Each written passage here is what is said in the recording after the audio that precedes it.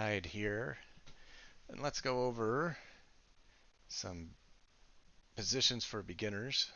I've got a few games for beginners and some for intermediates that I would like us to look at and see the mistakes made by both sides, including myself, and see where we could have done better or where the opponent could have done better.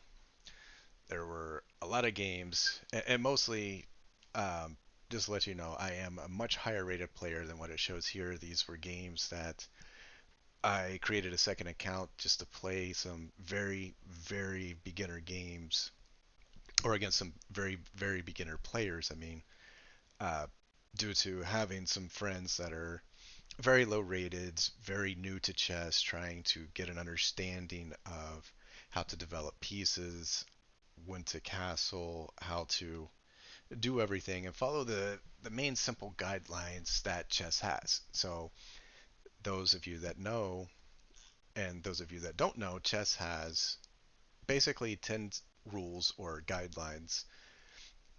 The first one, or the first three: develop, develop, develop. You want to develop your pieces, get them coordinated, get them out in the open, coordinating, attacking the center, which is d4, d5, and e4, e5. So these four center squares are the center of the board. So getting your knights and your bishops and your pawns all controlling and attacking those center squares. That's typically a good way of doing things. Thank you, thank you. So, with that being said, that's typically a decent setup. Now, you probably won't get that setup very often, but do know that that is more of an ideal type position where you can really dominate the center of the board. So, going forward in this game, you'll see where white played this. We'll look at it from my side of the board. From when I played, I ended up playing black in this game. Then they play that. So, of course, naturally, you play back with e5. Naturally, you bring your knights out. Yes, I am gambiting a pawn here, but that's for a different day. As you can see, I developed here. I really should have brought the bishop here instead of blocking it off. Now the only place the bishop can go is here. It would have been much happier outside of this chain than inside the chain, but it will still serve its purpose. So as you can see, he's attacking the middle. I go ahead and I take. He takes back. We develop our other knight. Now we've got a couple of scenarios here. So we go ahead and push, being able to freely attack, but there's more to it because he can also take. So let's imagine he takes, I take. He then can take here. I can take here. He takes. Then we can long castle, bringing the rook over with check, and then finish off by retaking the pawn and then developing the bishop out. And I forget what exactly transpired in this game, but I believe it was something along those lines. Now, a lot of people might think that taking here would be a mistake because if takes, you're giving this up. But you got to look at the tail end of it, and you're also getting a piece in return. So white isn't really losing material by taking that pawn. They're actually, for the time being, actually gaining a pawn. So they're actually up. And then after takes and castle with check, you can come back. If you wanted, you could do this, but it just runs into this, and now you've got to retreat. And now if he wants, he gets another pawn. So it actually isn't good to do. So going ahead and taking would probably be the best.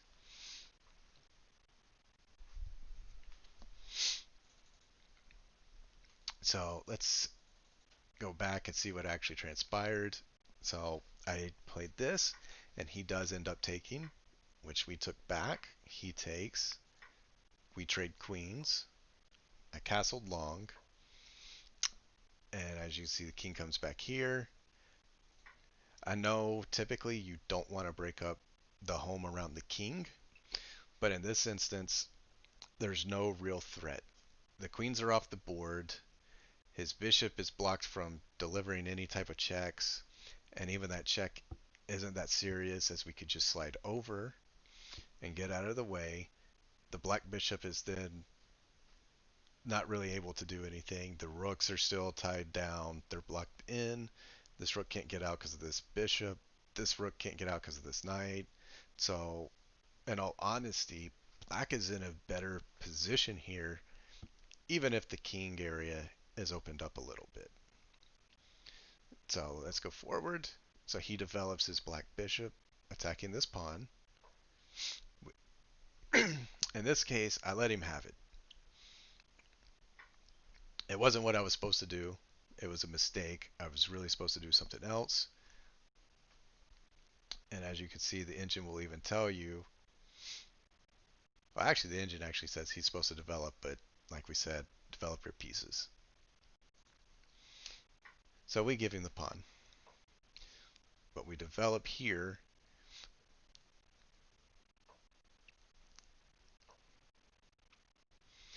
And so the whole thing is this move leads to a discover. It's a discover check. We pull the bishop here. We're now attacking the king with the rook, and this becomes free. Now, I did not take it thinking that I had a mate coming up, and in fact, I analyzed this game a little while ago, and in a few moves it was mate in 4, but I completely missed it, and we had a horrible end game. And there was a lot of blunders by me that I should not have made, but in the end, I did convert the game and win it, and it does go to be a good example of do's and don'ts in this game. And thank you for saying that I'm explaining it well. I really do hope that you and anybody else that's currently watching or watches in the future will gain some knowledge and some understanding from some of these positions. So as you see, we do deliver the check. It is a discover. So now the rook is attacking. With that being said, we know that the king either has to move or it has to block. So like knight could come here, but then that just runs into a free piece. He's back in check. Now he has to move again, and it just starts to look really, really, really bad for white. Now here, the engine will tell you after check I was supposed to take, and I did not, thinking that there was a mate further down the line. But in all honesty, I should have just taken the free piece. So as we move here, we'll see that the knight is actually protecting the bishop. So king cannot take it, and it is delivering a check. King has to move. He moves there. So we move here. Again, delivering a check and forcing the king to move yet again. But in this time, he actually has to block the check as there is no way of actually blocking it. This knight can't come here. Remember, knights only move 3 spaces, so he can come here, not there. So this is the space that he has to block, so the only move is this.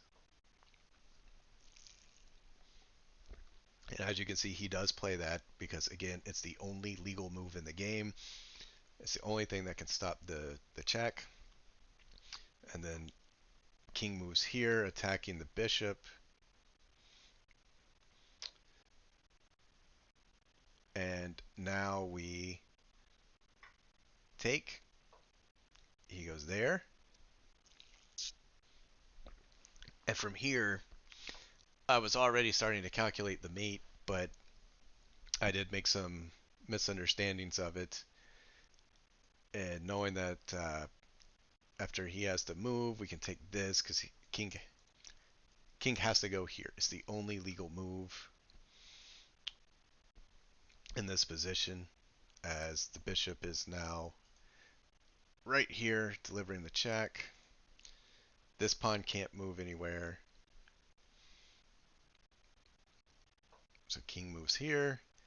Here we're supposed to take, and then moves like this with h6 followed by g5. It delivers a checkmate.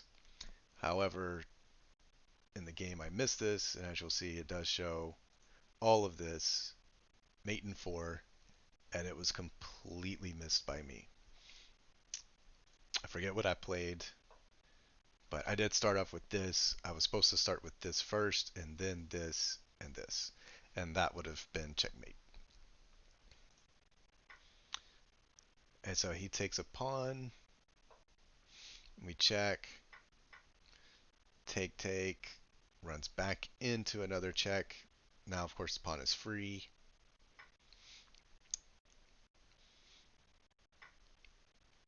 I go ahead and I take the rook because I realize now, okay, there's no more mate. I've kind of messed it up. So he takes back. I come down with a check. I give up a knight. Again, I was in a very blunderous mode.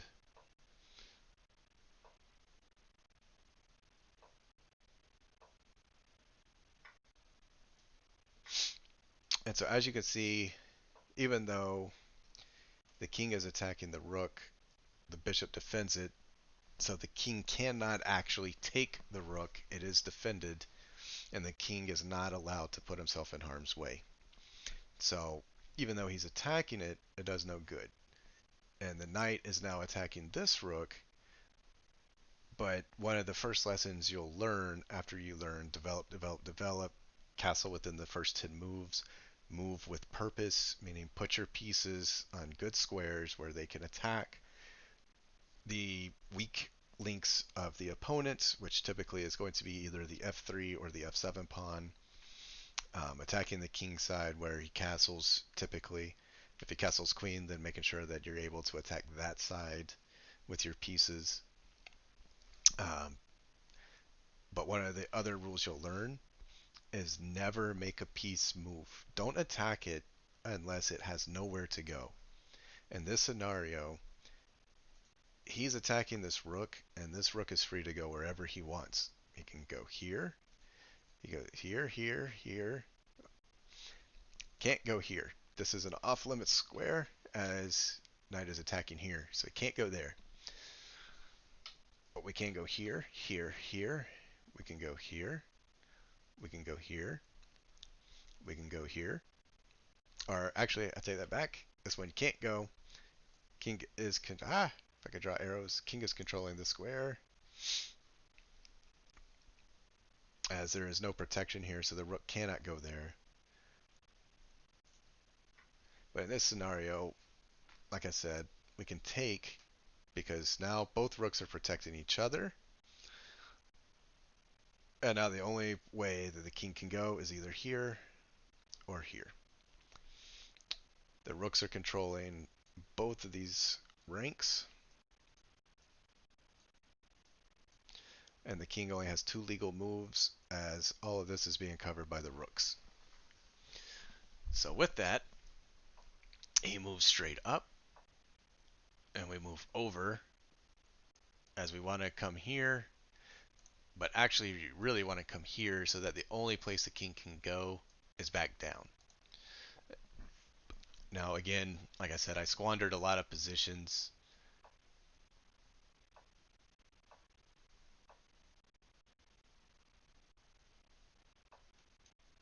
And so with this was just a simple tactic.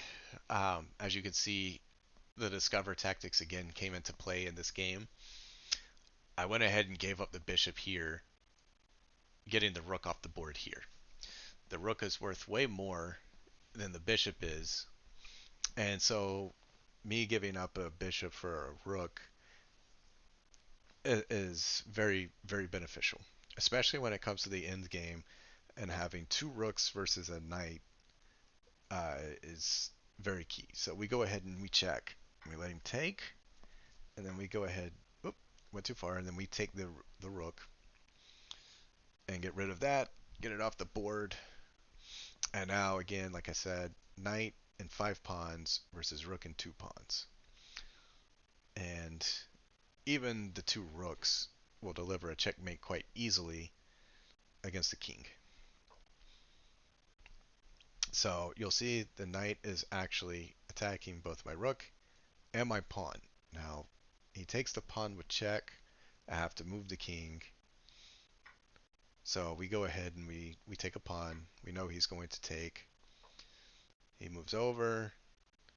Again, we more or less follow the knight, keeping him to where eventually there's no more checks. But you also have to be aware that as you're chasing the knight, you do not want to get within proximity of your pieces here for the simple fact of forks. So, for instance, if you can. So if you watch, you'll see that I kind of stay near this to protect it, but also attacking this.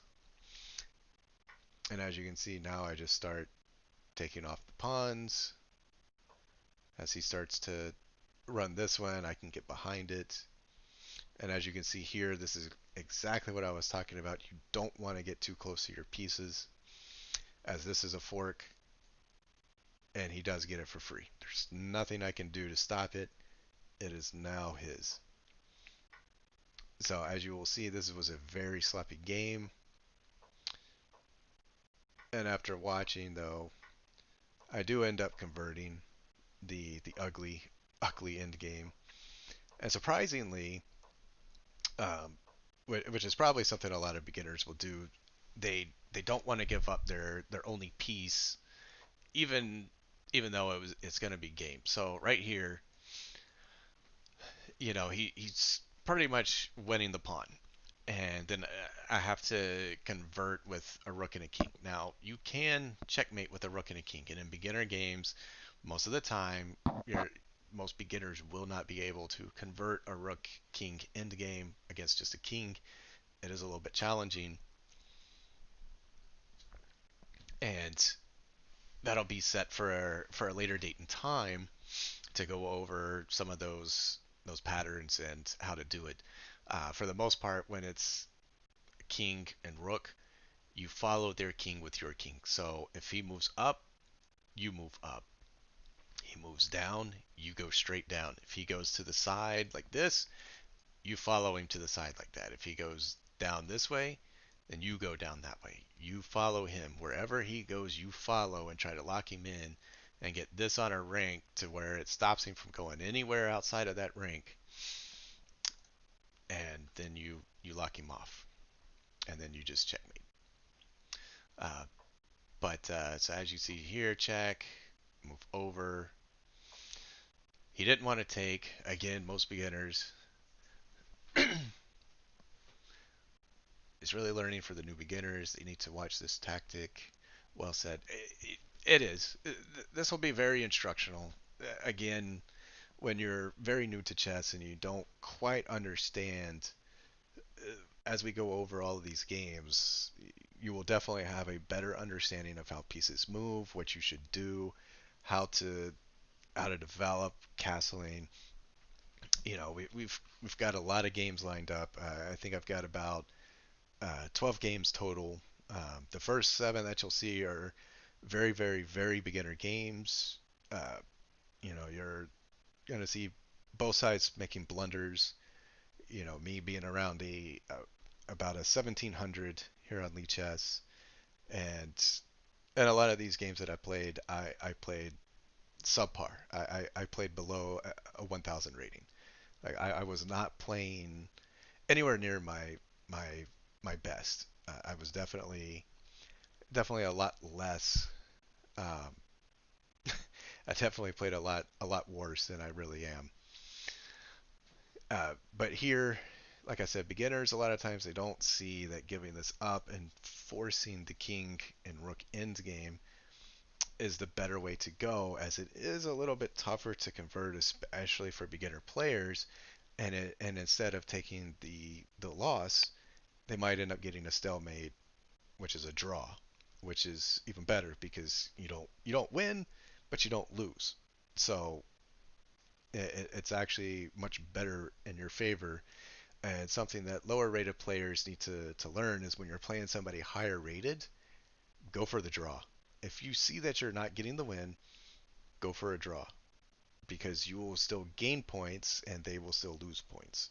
It won't be as much, but it's still a win for you. Thank you. I'm glad you're finding this very helpful. So, again, like I said, he didn't take, so we push. Now he can't stop it, so we get the queen. So once we promoted the pawn, we promoted it to a queen. Now you can promote it to a rook, a bishop, a knight, or a queen. In this instance, we promoted it to a queen. Now there's a lot of instances where you under promote to a knight or a bishop, but that's a different tactic for a different day. Here though, we just promote to a queen, so now it's a rook and queen ending versus a knight and a king. So as you can see, we just come down with the check, and we just start delivering checks. And as you can see, he went ahead and blocked it with the knight. Not the best of decisions. He should have given it up for the pawn a long time ago. Now he just gave it up for free. And now, as you can see, it's rook and queen versus a king. So as you can see, we just delivered the checks. As you can see, queen protects rook. And the whole thing that you're wanting to do in this, and the reason why we come here, is it limits the king and the spaces that he can go. So once you deliver the check here, the king only has like one place to really go, and that's straight down. The queen covers all of this, and the rook is covering all of this. So with that being said, king is not able to go here, here, here, here, or here. He only has one legal move, which is right here. And with that being said, since how we know that that's the only place that the king can go, he goes down, and now it's mate in one with the simple queen to c7 checkmate. And so that was the first game. And so as you can see, a lot of mistakes made by both sides. Thank you. I appreciate that. I appreciate all of it. I'm glad that it's being broken down for everyone to get. But as you can see now, it's completely over. Game's won, and we can move on to the next game. And in this one, again, it looks like I was playing black. We'll flip it over. And as you can see, this time I was playing more of a Sicilian opening. I don't really play it that often. It's one that I know very, very little on. I know a little bit about it, but not very much. And I think in my games of playing the Sicilian, I was playing more of the accelerated dragon. But that's for another time.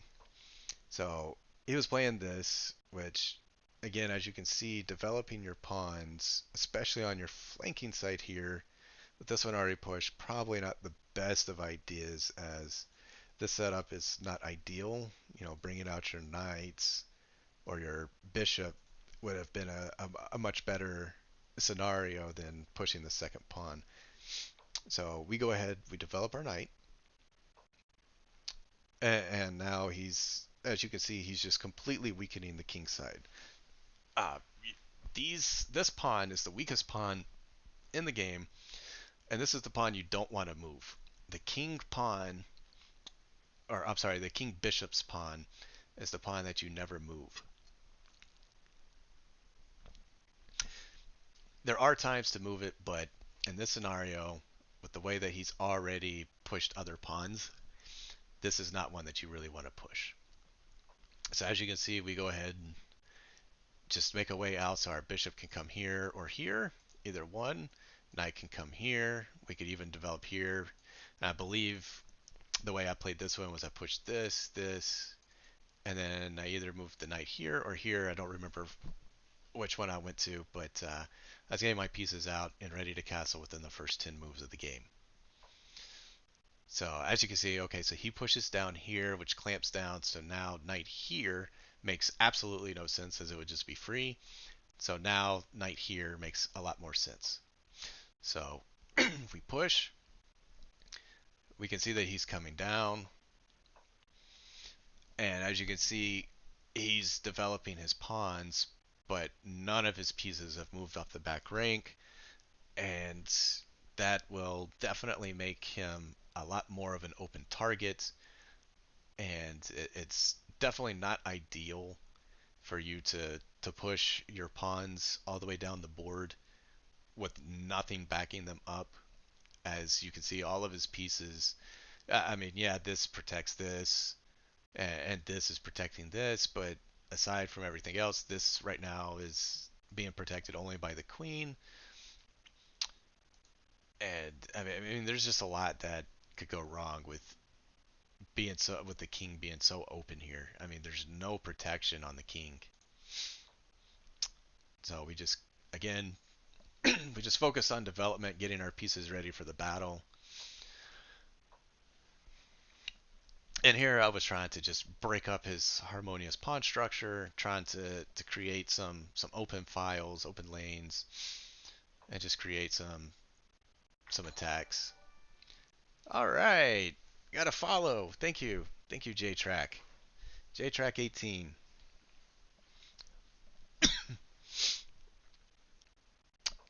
So after we took, he really probably should have taken back, but he did not, which now gives us another free pawn as he pushed this down.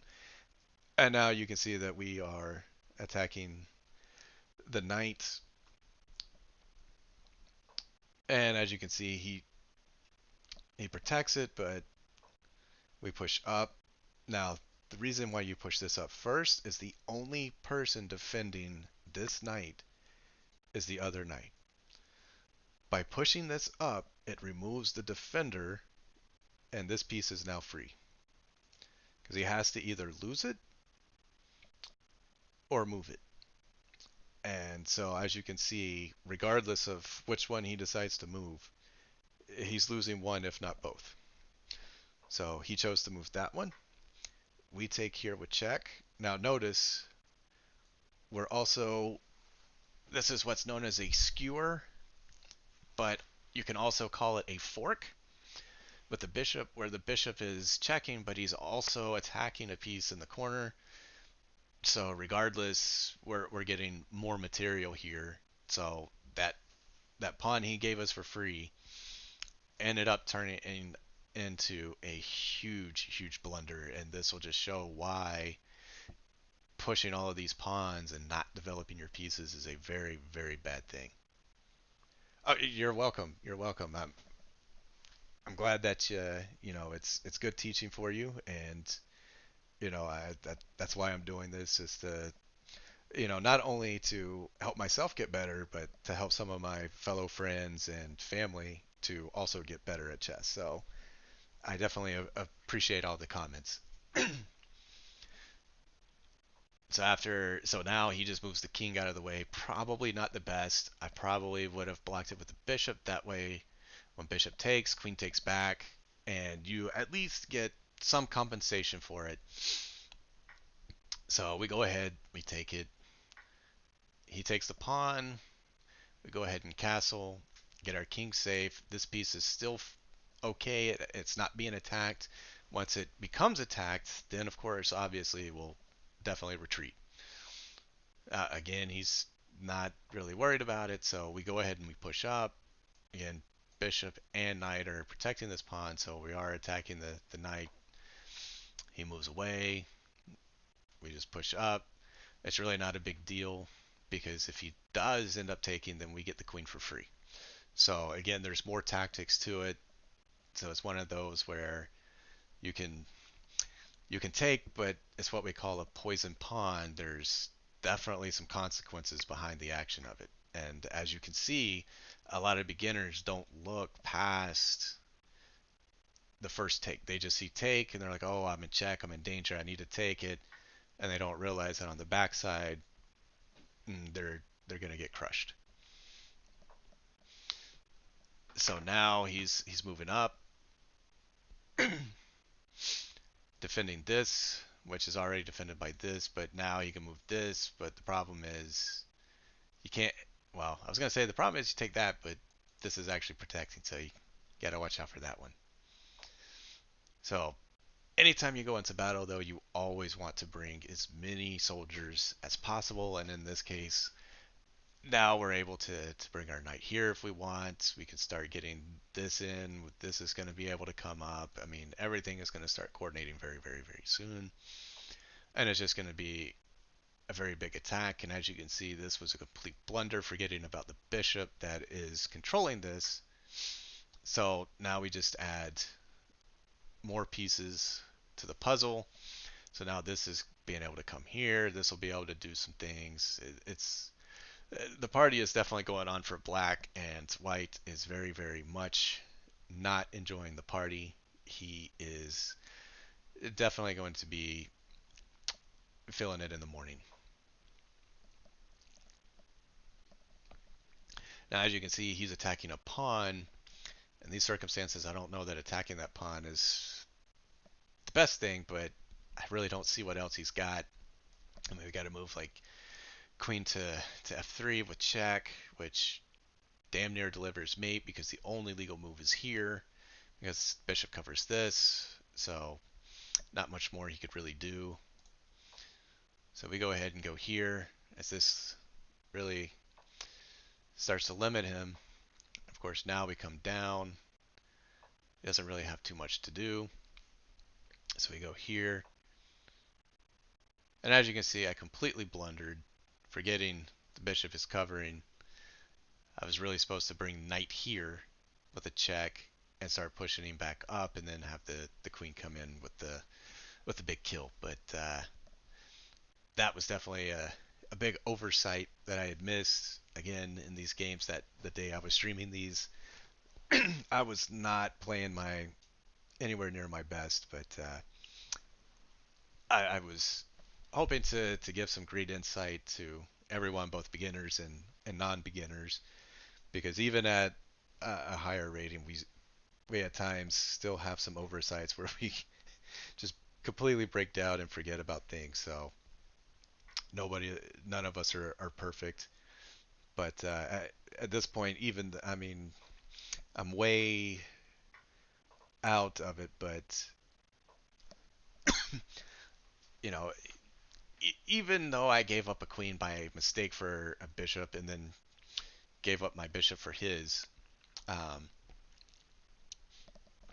so I basically gave up a queen and a bishop for a bishop, which is horrible. But the game is still far from over. I mean, you look at the material. He's got a bishop and a rook. What is it? One, two, three, four, six pawns.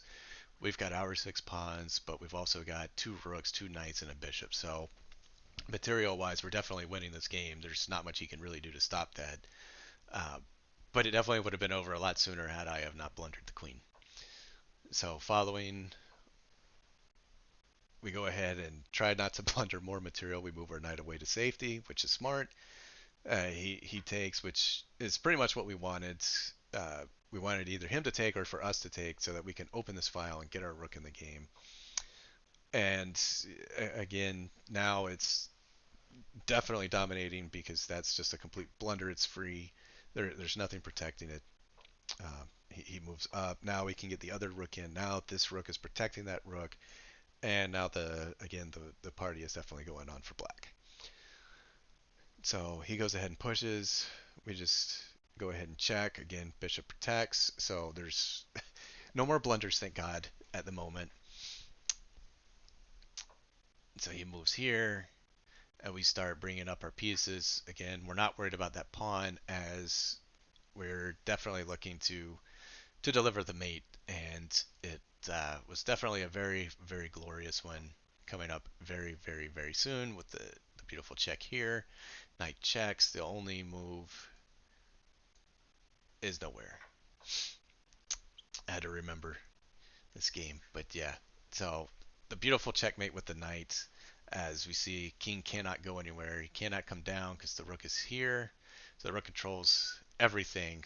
Both rooks are just coordinating so beautifully. Bishop protecting, and the knight delivers the blow. So again, looking at it, like we said, the real move in this position was really to go here, and that would have been the mate. That would have been the nail in the coffin there. And as you saw, we completely missed that move and decided to completely blunder with this. uh, you can't make this stuff up. It's too comical. And so that was game number two. And as you can see, again, these were very, very, very beginner ratings, things that you'll see at the lower levels. Dang, they gave me a third game as black. Okay. And here, just play a standard e5. Typically, you don't really want to play e3. It's more e4. But this is still very playable. So even if you're a beginner and you're playing it, playing e3, it, by all accounts, it's a fine move. You typically, if you're going to play this, most likely you're going to play this followed by this, and then being able to get your knights out and maybe a bishop out here, and you'll be fine. You can get all of that out, then you can get castled, have your rook over here. I mean, and everything is fine. White's in great shape. You're not hurting. Your pieces are coordinating. You're developed. Your pawns are in a good structure. So it's not a bad move. It's just not one that's typically played. So now here, and this is why a lot of times that white will play this is so that they can play this and attack the center. And as I was oh, good, good. I'm glad you enjoyed it. I'm glad you're learning from it. You know, if you have any questions, please reach out to me. I will be more than happy to answer any of them. I'll try to get back to you as quickly as possible. Feel free to message me. Uh, I'll at some point I'll probably put my email on my Twitch account. I haven't put it on my profile yet, but it'll definitely be up there. But yeah, I appreciate all the comments and the feedback. Thank you guys. So here we go ahead and we take. Okay, this draw is driving me nuts.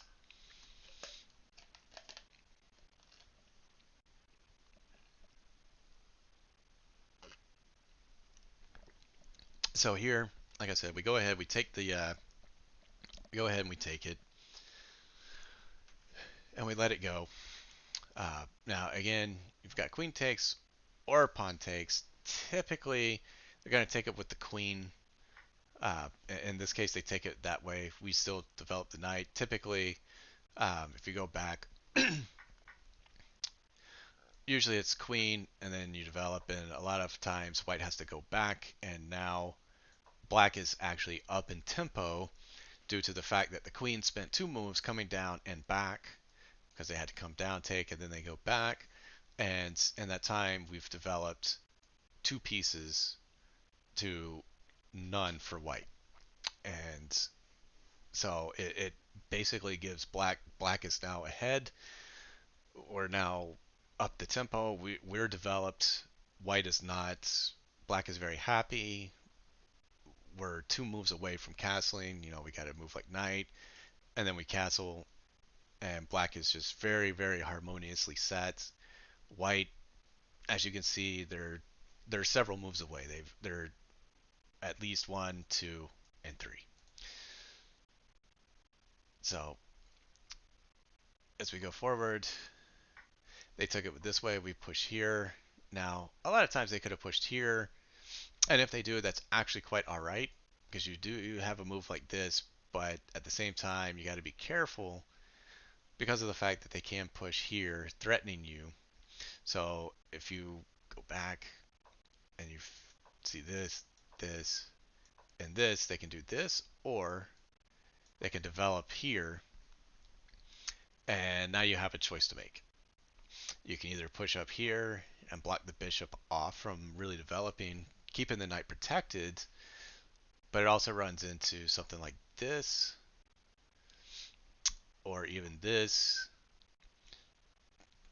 But the better move in this would be if they played queen here, because now the queen locks it.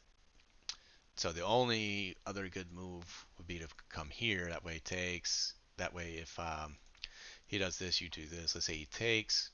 You take it this way, keeping a pawn structure here. You do kind of open the side up a bit, but you're not in danger of being mated anytime soon, as you do have a lot of pieces that are still protecting your king. Your knight can come out, bishop can come out. There's no black squared bishop. The light squared bishop is blocked off. So there's really not much. I mean, you do, I mean, yeah, you've got this, but after a move like this, threat's gone. There's nothing else. And, yes, in a situation like this, you would no longer be castling king or on the king side because it's all broken up. You're not harmonious on that side. This side is much more protection, or has a lot more protection. You can play bishop here, get your queen here, castle, and then start to develop, and you'll just be a little bit better off. So if we go back and actually look at some of these moves, so he plays here. So now looking at this move here, as you can see, this is just a free pawn. And it's free for two reasons. You got a knight on it, and you've got the bishop on it. Oh, thank you, C-Pawn. Appreciate the follow. So, as you can see here, the bishop attacking the pawn is the better move simply because it delivers a check. But here, we went ahead and pushed up just to stop this. This is still, at the moment, free. I probably, in all hindsight, I should have taken first before coming back. But so in all honesty, it really should have been this. And then if they do this, you just take it. Once they take back either with the queen or the knight, most likely with the knight. If they do take it with the knight, you take the pawn here. If they take with the queen, then you can push up so that he can't push down to threaten your knight. And now you can get your pieces out harmoniously. So in here, like I said, we've pushed up first. Okay, so now he goes ahead and protects it. Probably not the move I would have played, but it does protect the pawn. So we go ahead and go ahead and develop. And remember, this is something you'll learn. Knights on the rim are dim. You never want the knight on the edge of the board, always in the center. When they're in the edge of the board like this, they have no places to go. They can go here, here, and here. That's it. Now look at this knight. He can go here, here, here, here, here, here, here, and here. Much more than the knight over here that can go here, here, here, and here. So as you can see, 4 moves, 8. Being in the center is much more advantageous than it is being on the edge. So knights on the rim are dim, and another saying that you'll hear me say a lot is rooks on open files have smiles. So, and that just means that rooks like to be where it's open. So as you can see, the E file being straight open is definitely where that rook wants to come. So as you can see, we go ahead and we castle. That rook is one step away from reaching his happy place and being on E8, delivering a nice, beautiful check. Not that it does much, as we do have bishop here and castling to safety, so So it doesn't do a whole lot, but it does give us one little move. So from here, he goes ahead and he develops. Again, our bishop is protected by two different pieces, so it really doesn't matter if we move it or leave it. So we go ahead and we'll play that. Go ahead and deliver the check. And once he moved the king, now going ahead and taking, it's perfectly fine. Now, yeah, he can take. It's not a big deal. It's just a simple trade. I'm glad you like the content so far, CPON. So as you see, he does go ahead and take. Now we come out. We're attacking this again. Like I said, it's not a move that you typically play. You don't want to attack a piece that has places to go. As you can see, this queen has places to go. Obviously, can't go here or here, or even here, but it can move here, it can move here, it can get out of the way. You can even play pawn here to block it off. Bishop here. So even if bishop here, you've got a knight, queen, and king all protecting, even though the rook and bishop are controlling it a little bit. Oh, and even this knight is also protecting it. So I mean, it just runs into a simple trade. In this case, he played the pawn. We just fall back, and he stole a pawn, but that's about it. He got a pawn. Oh well, you'll learn a lot. I got a lot of tactics coming up, and some more intermediate games that you'll definitely see. Um, in one of them, in fact, I think in the intermediate section that I've got planned, there was there's a game where my opponent he stole a free pawn, but it was a poisoned pawn. He ends up losing his queen for it, and you'll see it. Uh, and there were several. I don't know if I have them in here where there were some good tactical positions. So now we're just looking at, if we really wanted, we could sacrifice, get this pawn, start getting the the king weakened. The queen on the backside is definitely a target with both of these on it. Even though he does have the rook, it could still become a target later on. Maybe not right this minute, but all beginners for y'all. We got this. Yeah, this is definitely going to be for a lot of beginners, some intermediate players.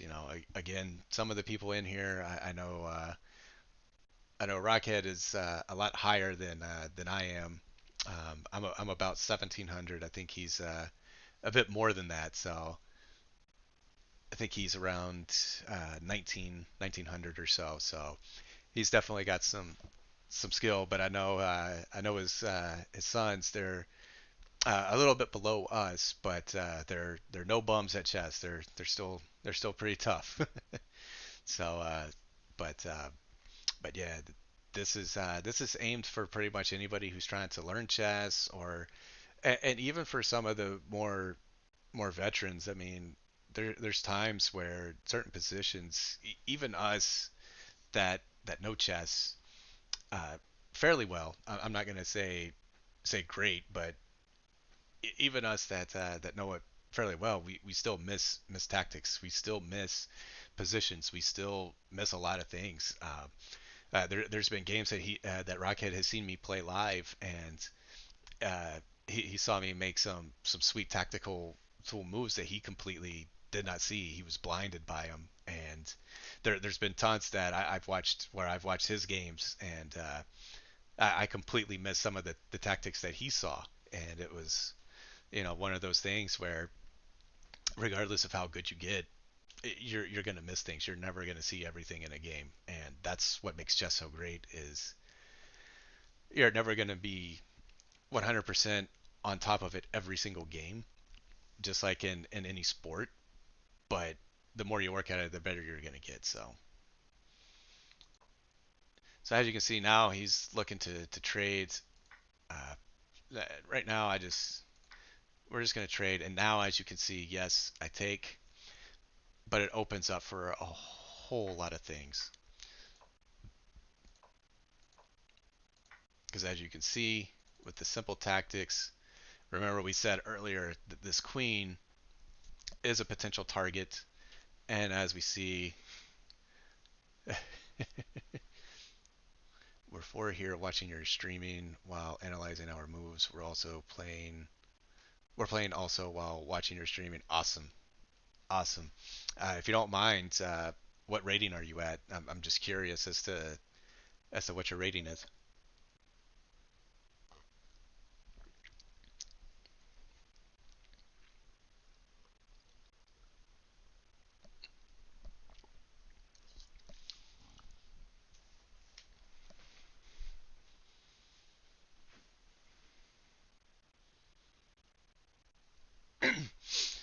But but back on topic, like I said, this queen was going to be a target. So sacrificing the knight, yeah, we give up our knight for a pawn, but at the end of the day, when you look past it, you start to see that now we move over, we're delivering a check again. We could even do something like this with a check. Um, I mean, as you can see, it's starting to get really, really, really ugly for white. Uh, so he moves. Like I said, we could have brought this up and checked, and I'm sure the engine is saying that we're just completely crushing. And as you can see, we are mate and five in this position. Um, again, this position was overlooked. I missed the tactic of mate and five. I was just going for the simple tactic of just let's just take the queen off and let's convert from here. And from here it says it's mate and four, so that was probably the better move. But he takes back, and now we do get the rook hit. So we've got the rook lift now. Just so you know, we are having to worry about the back rank checkmate. So right now, this king is all alone. He has nowhere to go, and if that rook ever travels to d8, we are dead. I, it doesn't matter if you're new and it's a very low rating.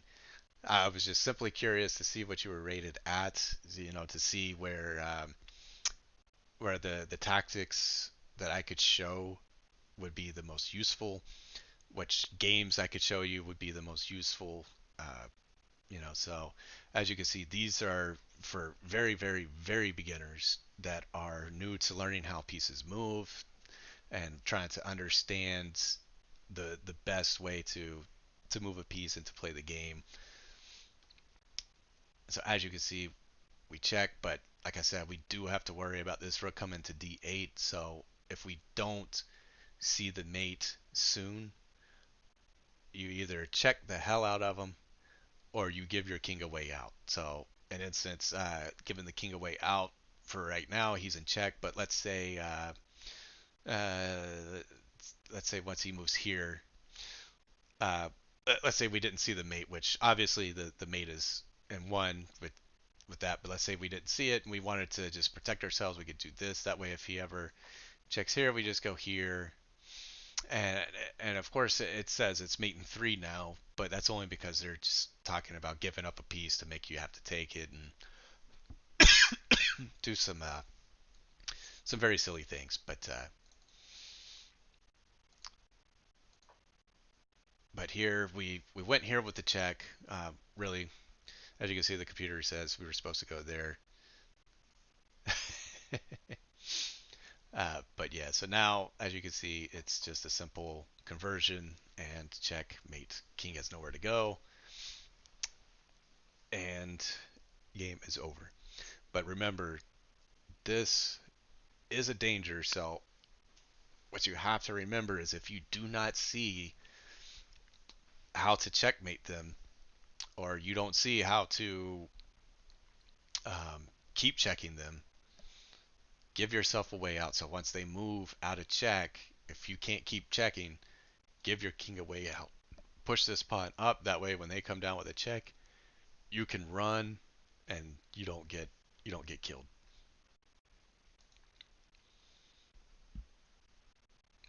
I don't know why, but I must have picked every freaking game that I played as black without even realizing it, instead of picking some that I played as white. But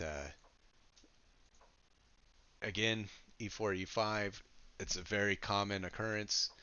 Uh, and here you'll see that this time around, instead of trying to gambit the pawn with a specific opening that I play, uh, I love to play an opening called the Stafford Gambit as black. It's one that some people like to play. There's ways to play against it, but as you can see here, this was just a complete blunder as our knight was controlling this pawn. So we obviously take the knight.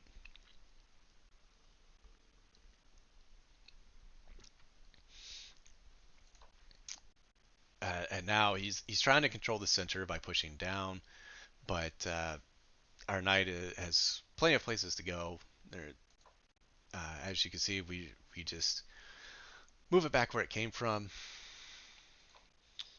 and now he's got almost a like a reverse French. This is basically like a French setup, but as white. Typically in the French, it's e6 followed by d5, and if you go into more of the advanced settings, then it's here with this and this. So it's almost there, but not quite transposing. So oh, you're welcome. You're welcome.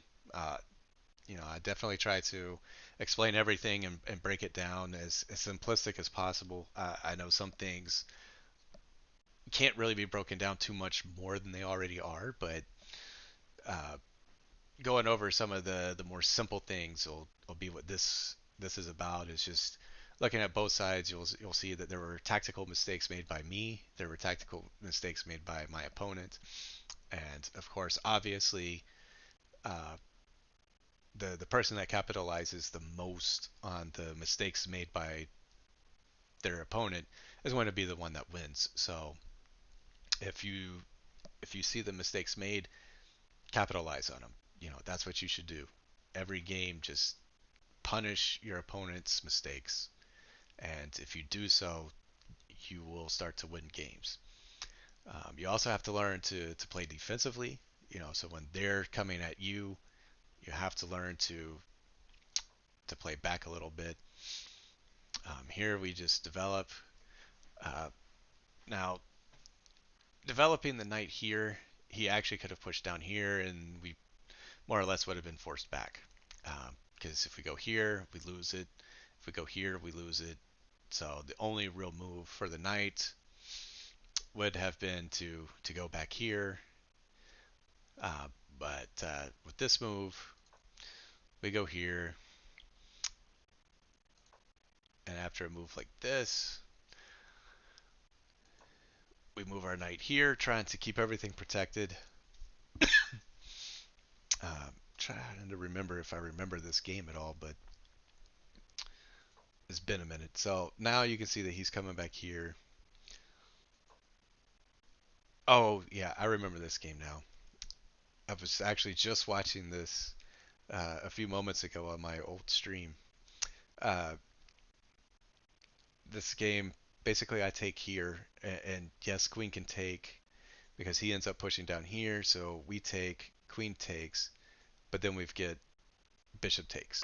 And so you'll actually see that even though it looks like I'm losing a piece by giving up this and then going here, it's actually even material. It's just a big fancy trade. So as you can see, he pushes down, so we do take, and then he takes, we take, he takes, and now I came here just to attack. Really, I probably should have gone ahead and taken the free pawn, but this was me just trying to be probably a little too aggressive. Uh, I've still got a bishop that's got to develop. I still need a castle, and here I am already out trying to attack. So as you can see, he goes there. We take. He comes here. We go ahead and we castle. Now, as you can see, he goes ahead and pushes this. We can come back here. I mean, there's a lot of things we can do. We can go here. We can go here. We can push up. Um, as you can see, the engine is saying to go here. Beforehand, I was actually thinking just push up here. It attacks the queen. Knight actually defends the queen. The problem with doing that is if you do this, then the queen can actually just take, and now the queen is up a piece. They're up a knight, and yeah. So after all of that, you actually lose material. So it's not the smartest thing to do. So in this case, we just fall back here. And as you can see, now he's hanging this pawn, which also delivers a check. By pushing this pawn, as we can clearly see, is defending this. It's the only thing defending it. So by pushing this, you're really, really hurting yourself. So as you can see, he pushes. And as you can see, we missed where we were supposed to just take the free pawn, put him in check, and force him to move around a bit. So now he's pushing down. Now, these two pawns, if they push down together with this rook and this queen here, the king here is going to get very unsafe very, very, very quickly. But at this rating, you would not expect them to understand that pushing these pawns together and creating these tactics is what they should do. And I don't believe he did that in this game. So now the simple push here was to allow us to be able to push here. So imagine a move. Let's say he does castle. We do this. There's a move called en passant, which is for beginners, where you pass the challenge, meaning instead of coming here to challenge the pawn, we pass by it, moving 2.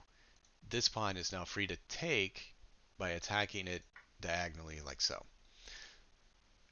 And then of course we take back here, but it does allow, which, it still allows development for us, but that's another little tactic that people can learn from with the en passant move is anytime a piece, well, I'm sorry, I take that back, not a piece, a pawn passes by the challenge. So if we move here, this is called a challenge where they're attacking each other. They're saying, hey, I'm going to knock you out because mama said to knock you out. Nice little LL Cool J reference. Uh, anyway, we get this. These two attacking each other, staring at each other, having a fight, saying, I'm not going to back down from you. And the other one saying the exact same thing back. I'm not backing down from you either. So that would be the challenge. If you go back and you push past, this is called en passant, where, well, the move of taking is en passant. This is the act of passing up the challenge, which then allows this pawn to freely take. In the game, I forget exactly what he did. Okay, so he decided to attack my knight, knowing that chances are they're not going to understand en passant. I push past. He moves back a little bit, one space back to get out of the danger zone. Now we come up, and again, we have two different pieces protecting this. So the queen wasn't really protecting the knight. It was, but it wasn't being overworked, meaning that it's trying to do too much at once. So after a few more moves, you can see that we trade a little bit, but okay. So now we're starting to get into some tactics. We go ahead and just push up, preventing this pawn from ever pushing down, but also giving our king a chance to retreat in the off chance that this queen ever comes off of this diagonal, which I'm sure at some point it will.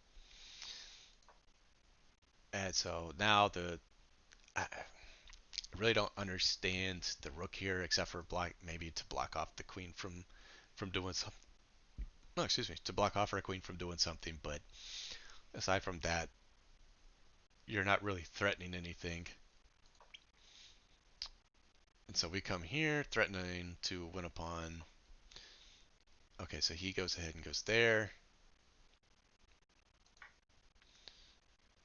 And so we go ahead and we take with check. So taking the pawn puts him in check. So this threat, even though it is an active threat, he can't act upon it at the time. So knowing that he can't act upon it, we can come up, deliver a check. King has to move somewhere, and then we can move the queen to safety. So watching, we'll turn off the engine. Let's see, watching, you'll see the king moves out of the way. Um, and let's see, where was it? Okay, so we came here. I know I'm pretty sure I had a good tactic in this one, but okay, so now the simple tactic is let's check and let's take the rook. Because once the knight comes here, it's attacking the king, it's attacking the rook, and the queen protects the knight. And the only thing that would be attacking it is a queen. And as we all know, queens are way more valuable than knights. So it's all fine. So even if he wants to take the pawn, we're going to get more out of it than the pawn. So we can let him have it if he wants it. And as you can see, he did end up going and stealing the pawn that I was giving him, thinking that it was fine and that he was going to be doing something, and he just fell victim to the nice little fork that I just explained.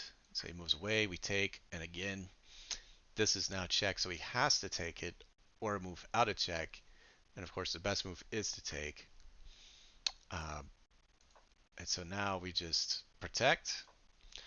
He comes up, and now we get the check. And now, as you can see, we're redirecting the queen to come back around with the rook here and here, and it's just going to be a lot of fun for black and not so much fun for white. Uh, he finally gets his other rook in the game that hasn't been doing anything all game, and yeah, so now he finally brings in his last piece, but it is starting to look a little too late as we check, and then we check,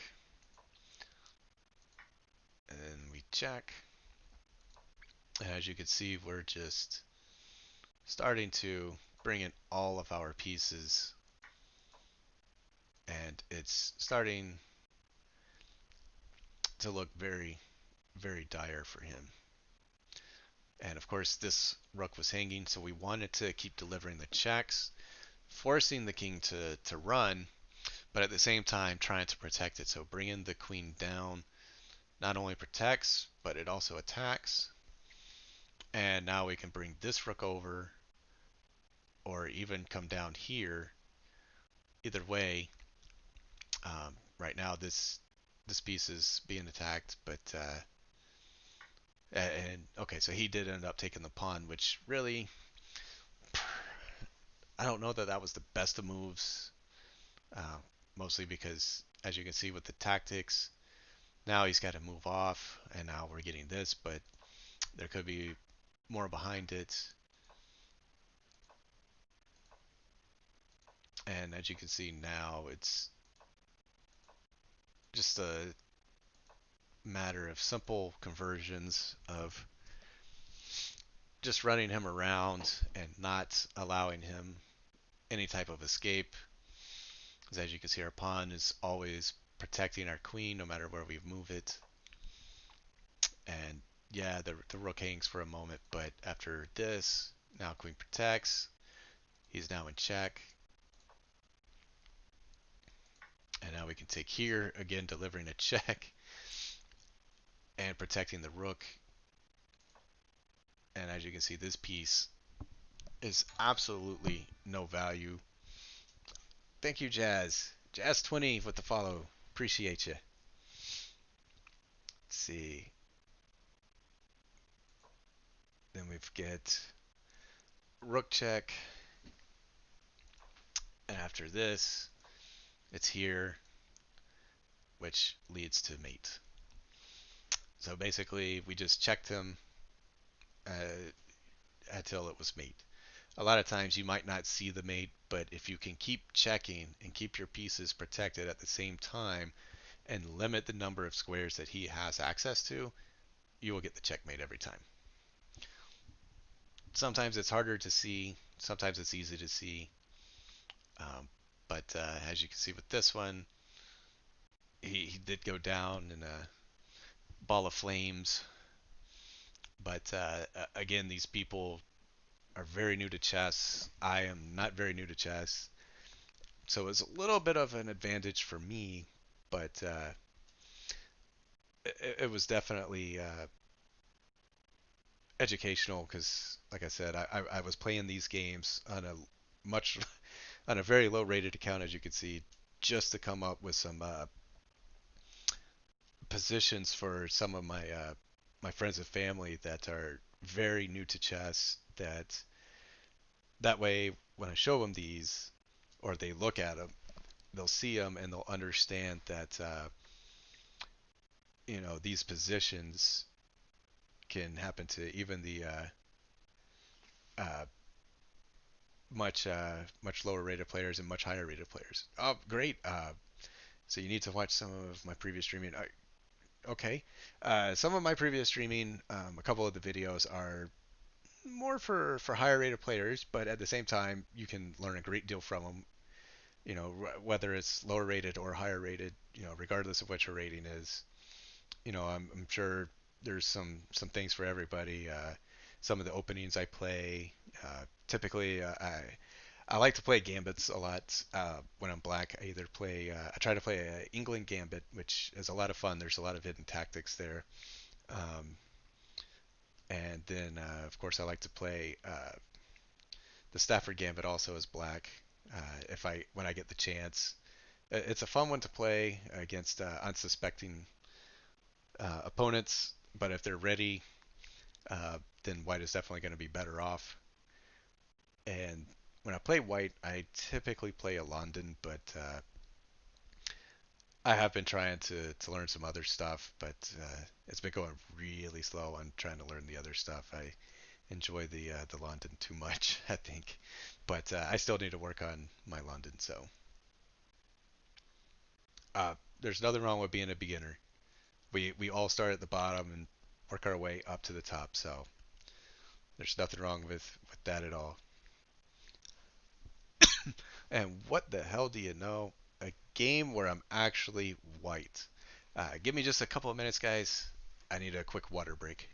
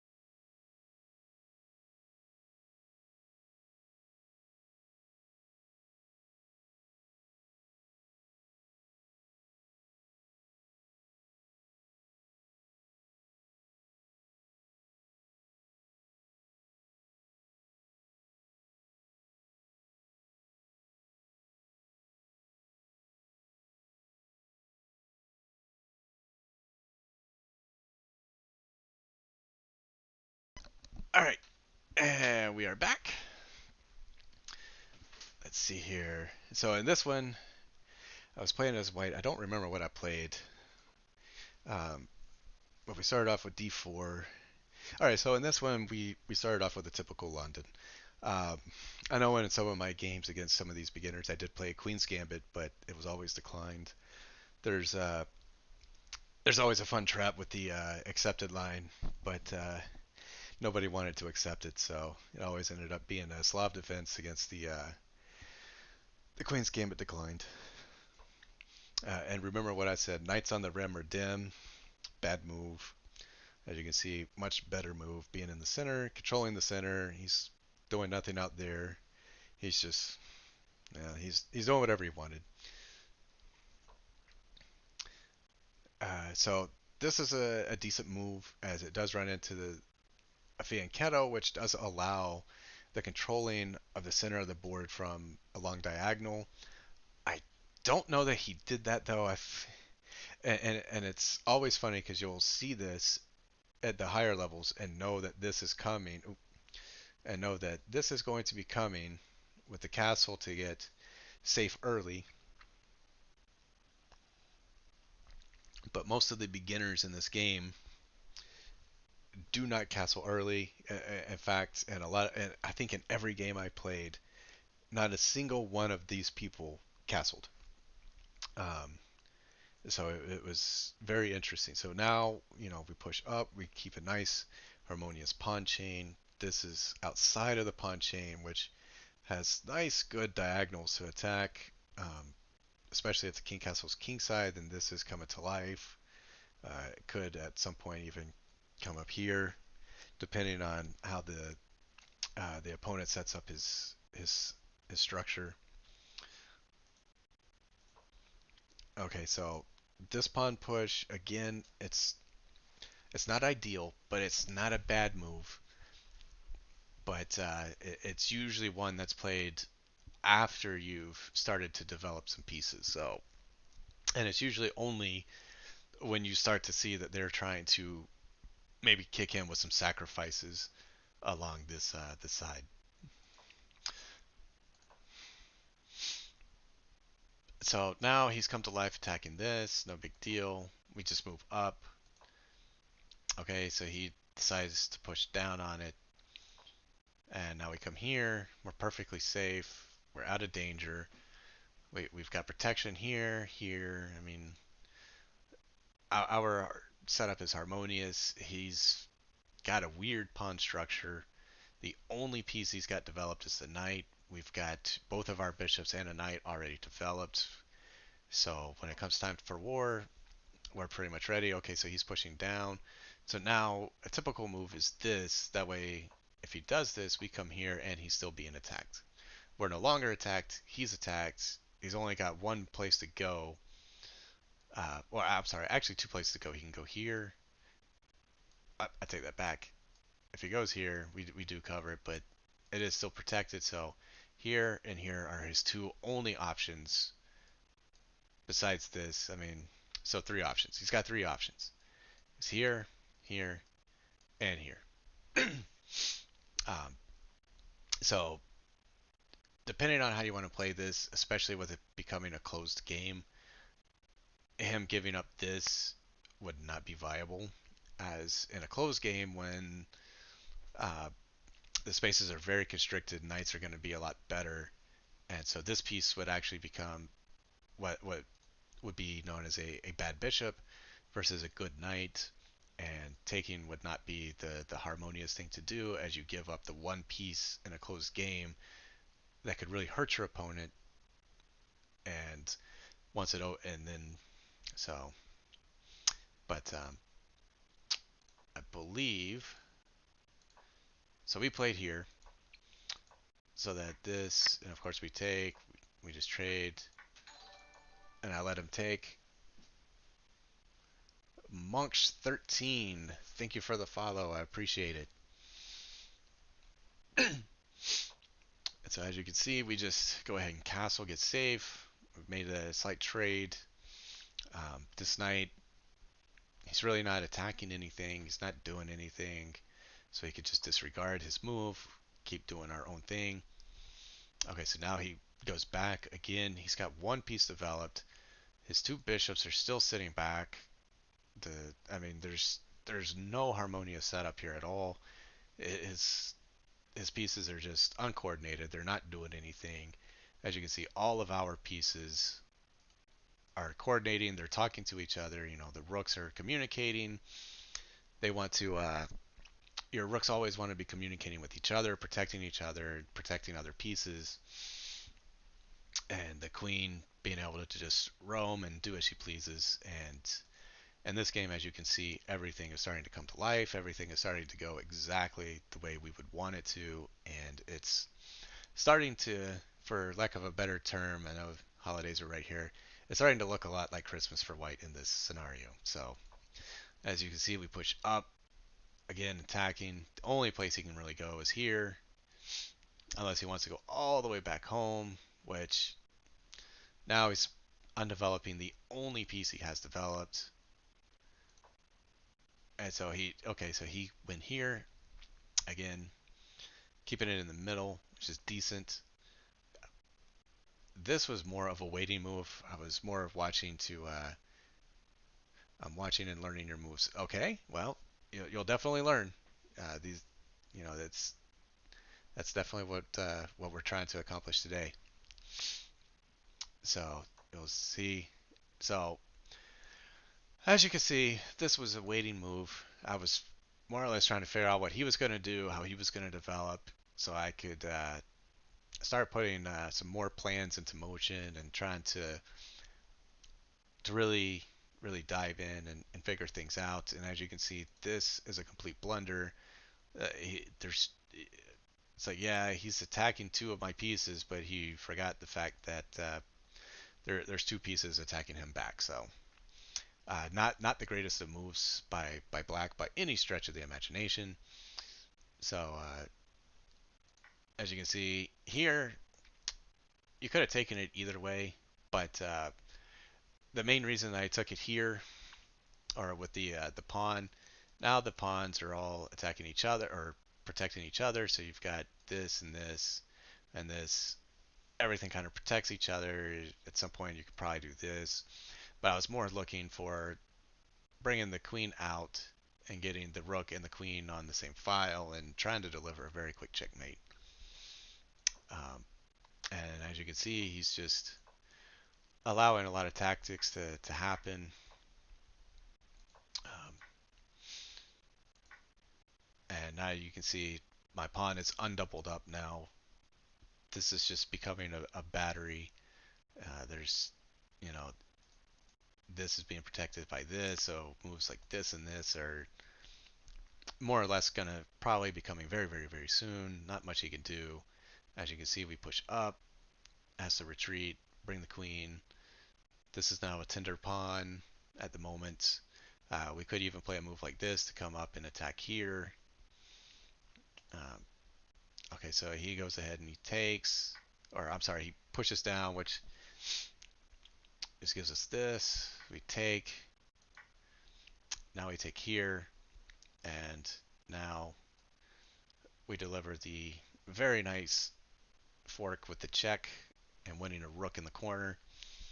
There's absolutely nothing he can do to prevent it.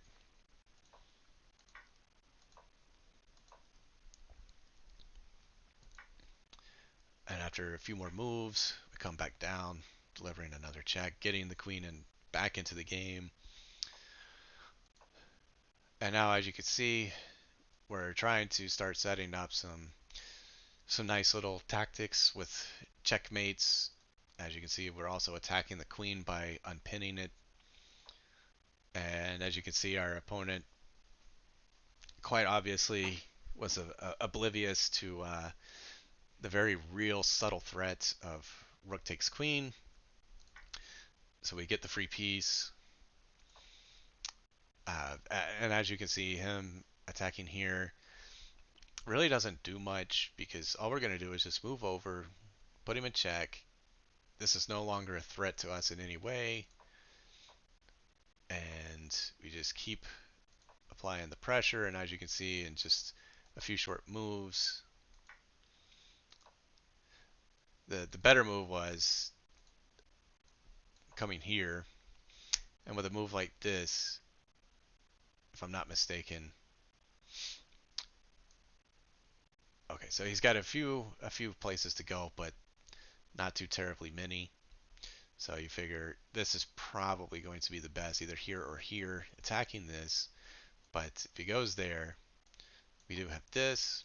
So probably the better move is coming back down here. That way we still get this, but it's not as hampering. But of course, by coming here with the check, you're also attacking the free piece on the board. So even if he does come here, it actually runs back into check with another tactic of the discovery, and this was free. And now you're also looking to win this and game, set, match. Again, it was a tactic missed, and so instead of here, uh, we just went ahead and gave up a piece, but we definitely won it back and then some with the simple tactics. And now it's pretty much cleanup duty, and now it's mate with that. So, so like I said, it could have gone a lot differently and a lot cleaner in the ending. Um, Jack takes, but instead of there, take here, and this probably would have been the better move. Go here, and now having to move into the corner, and a move like this just ends the game because this is the only thing that he can do, but he can't do it because it is pinned to the rook, and it is checkmate. Thank you, sir. I definitely appreciate it.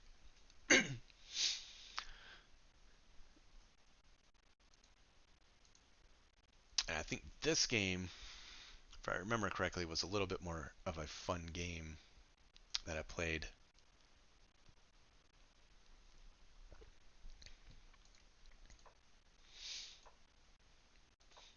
So a typical e4, e5, and again, this is pretty much a sacrifice. So for instance, let's see, let's go back.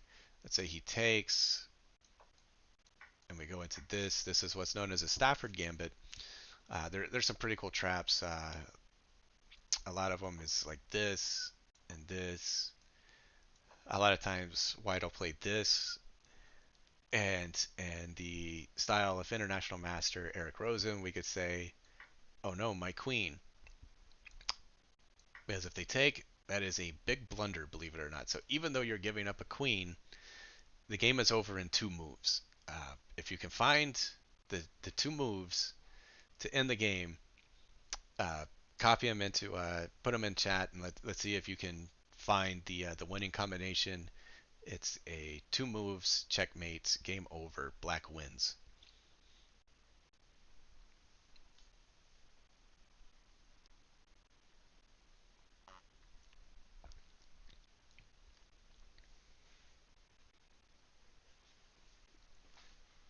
I'll give you guys a couple more seconds, and then we'll analyze it, and I'll show you the position on it.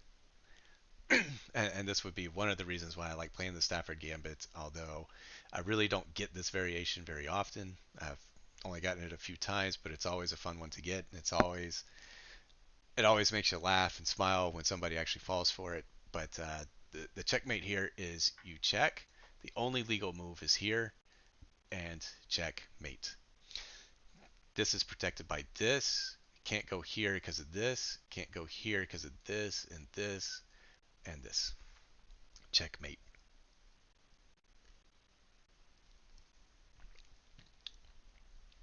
So back to the way the game actually went though.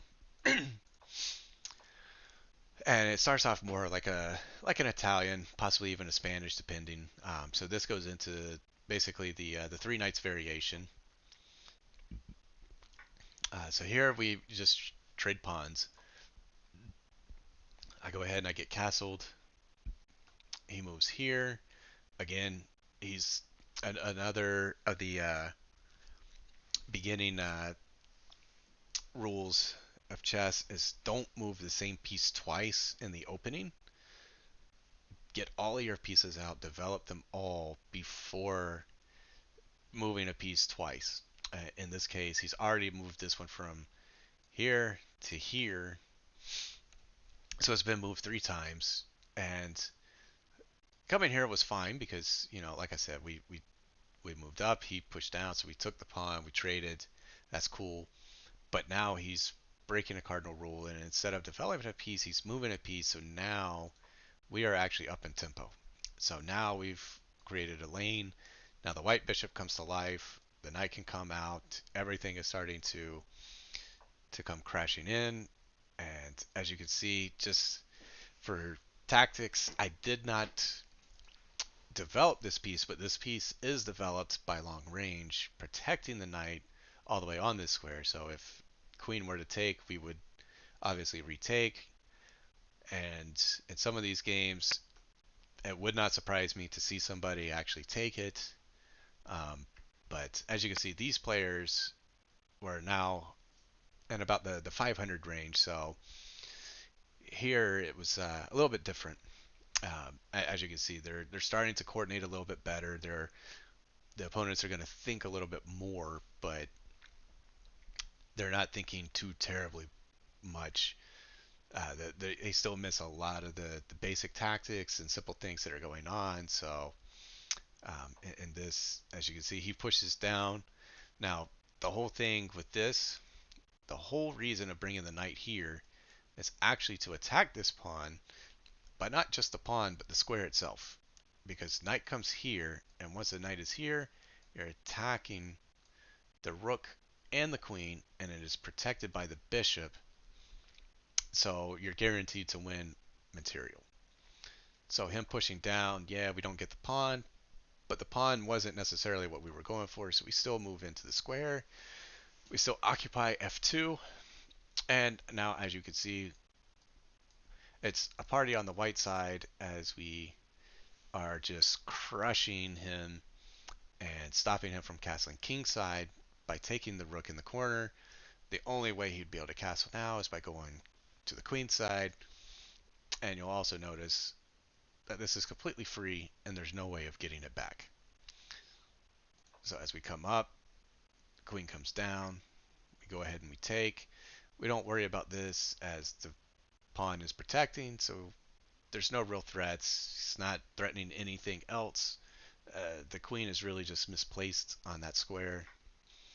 And as you can see, a very big tactical blunder. He actually took the bishop, I guess, forgetting that the pawn was protecting it. So of course we take it back, but I think he was probably trying to come up with some way of getting my knight. I mean, yeah, my knight now is, for better or worse, a dead piece, but it doesn't really matter. We've got a queen and a rook for the cost of a knight and a bishop, so I'm pretty sure we could call that a win in our books.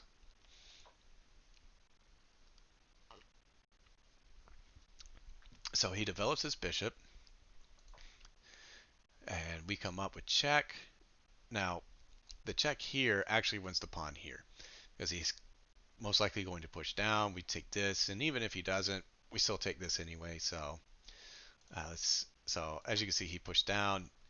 Uh, One thing you'll learn is when you're in check, a lot of times blocking is the best of ideas, but you also have to make sure that you're not going to lose the material.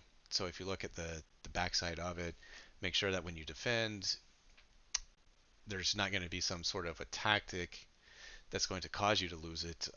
Sometimes you'll overlook them. I do it all the time where I overlook the tactics that they have where I block and I'm like, oh, and then I'm like, here we go. Now I'm going to lose it. Okay, game's over. I lose.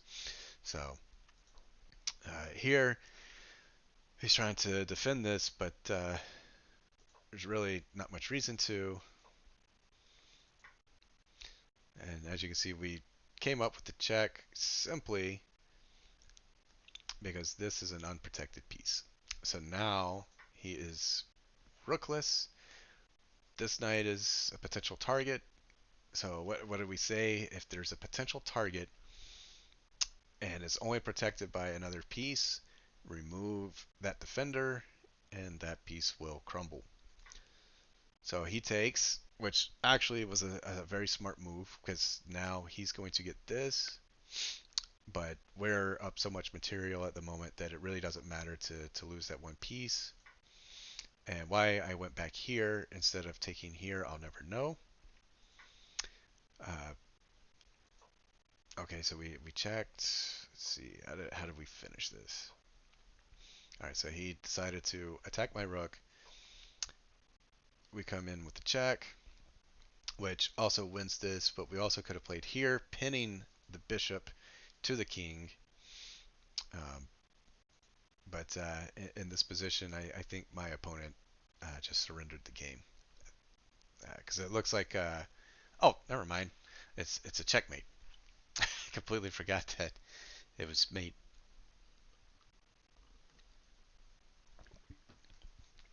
As you can see, the knight is covering the one square the queen is not covering. So this and this protect the queen, so he can't actually take.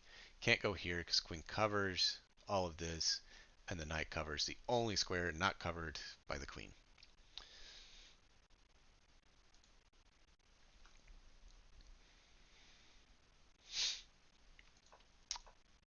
And again, this is not a great move, but a lot of times they play this, but it's usually to do something like this, and then after this, a lot of people end up playing this, and you just end up giving up pawns, and you could even take it with the bishop, depending. I've seen them where they'll play this. After this, we'll do this, and then they'll do this, and it's this, this, this. This runs into a great big trade, but really at the end of the day, white is just up a healthy pawn. So,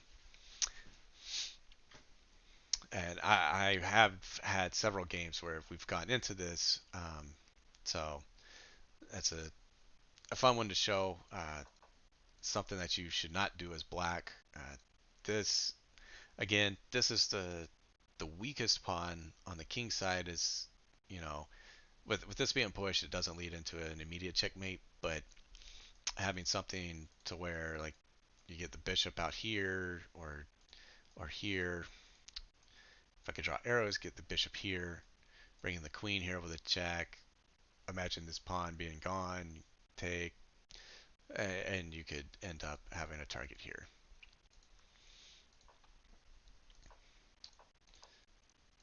So as you can see, he's just pushing pawns. This Governor Ferris, whatever he may be, some governor he is, giving up all of his pieces.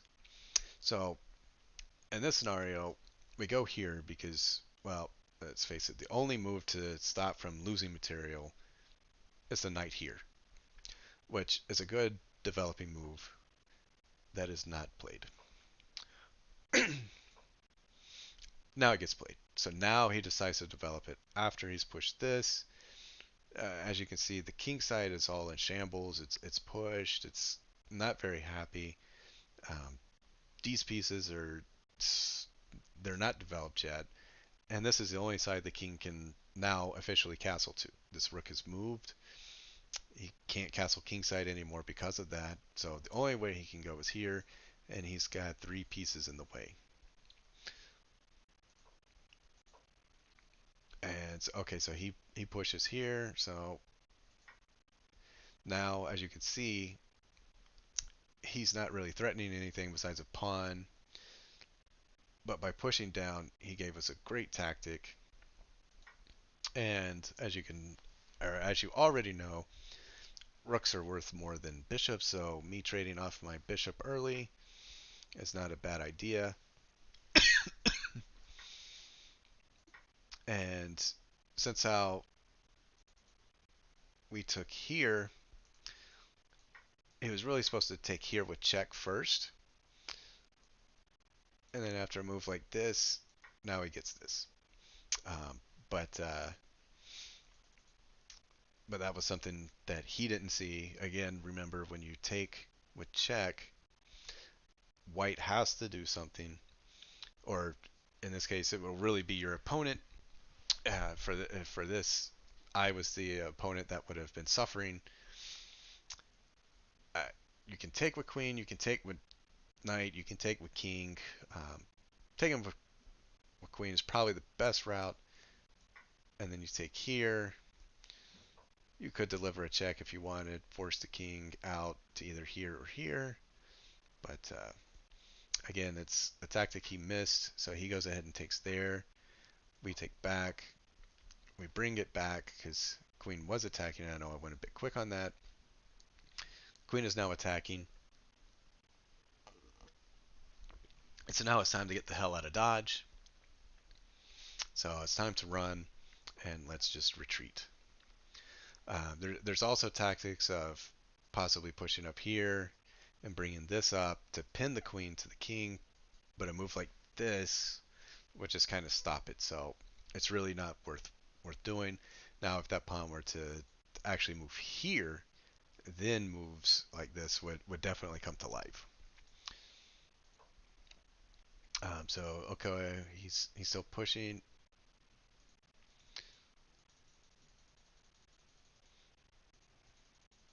I must have gone way too far. So as you can see, we just come back. He pushes down. We say okay. We castle. Now the king has a semi-open file with only this piece being in the way. This one will be moved out very shortly because we can get a move like this, attacking the queen. Now we've got pressure on the pawn. So as you can see, we do move up. We're attacking the queen. And it looks like with the fianchetto that he's wanting to bring the bishop here.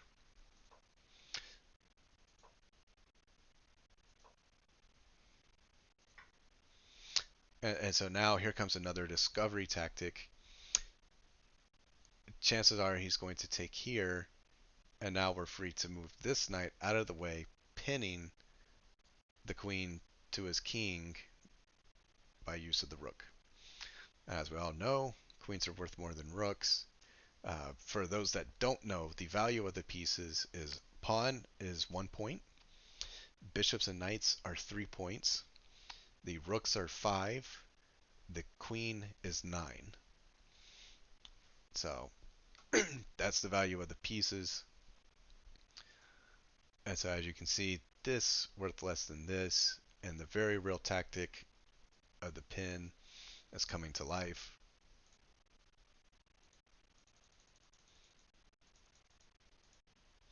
And as you can see, he completely missed the tactic by taking. We move away, attacking this, attacking this. Everything is fun.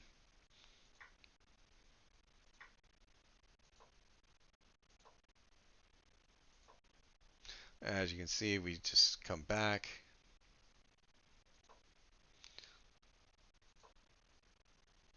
And as you can see, yes, the queen is hanging. It is being attacked. However, at the moment, this is delivering a check, which also is attacking and allowing the queen to attack as well. So not only did I unpin the queen and allowing it to attack, but I also allowed it to attack with the check. And so as you can see now, the knight and the queen are very harmoniously controlling it. And if you can, spot the mate in two. In this position, white to move, checkmate in two. I think it's mate in two. And I'm actually wrong because the knight is actually covering the square, but I think it was still a mate pretty early on.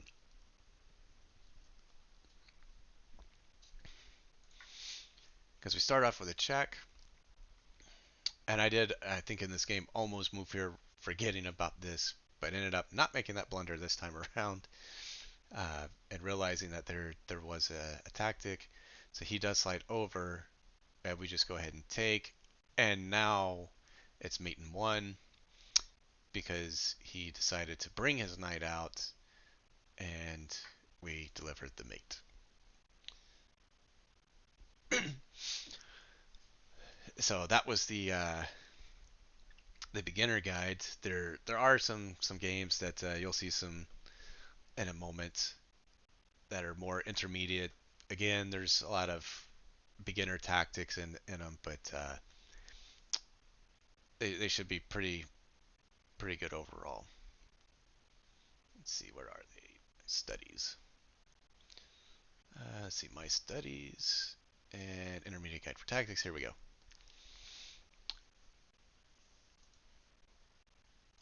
And so as you can see, these games were played with people that were a little bit higher rated.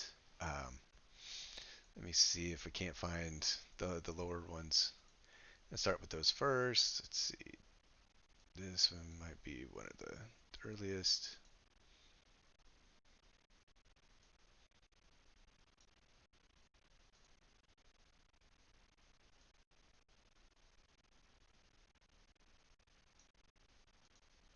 Let's see, yeah.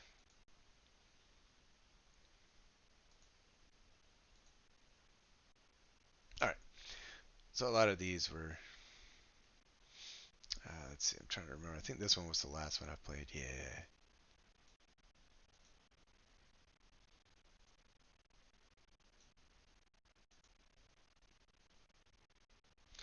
But but yeah, some of these were a lot of fun.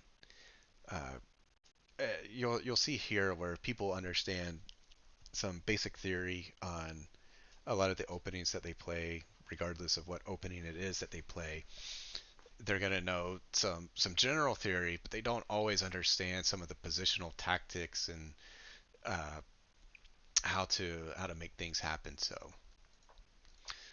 again, we the common theme for white is going to be playing with a nice little London system.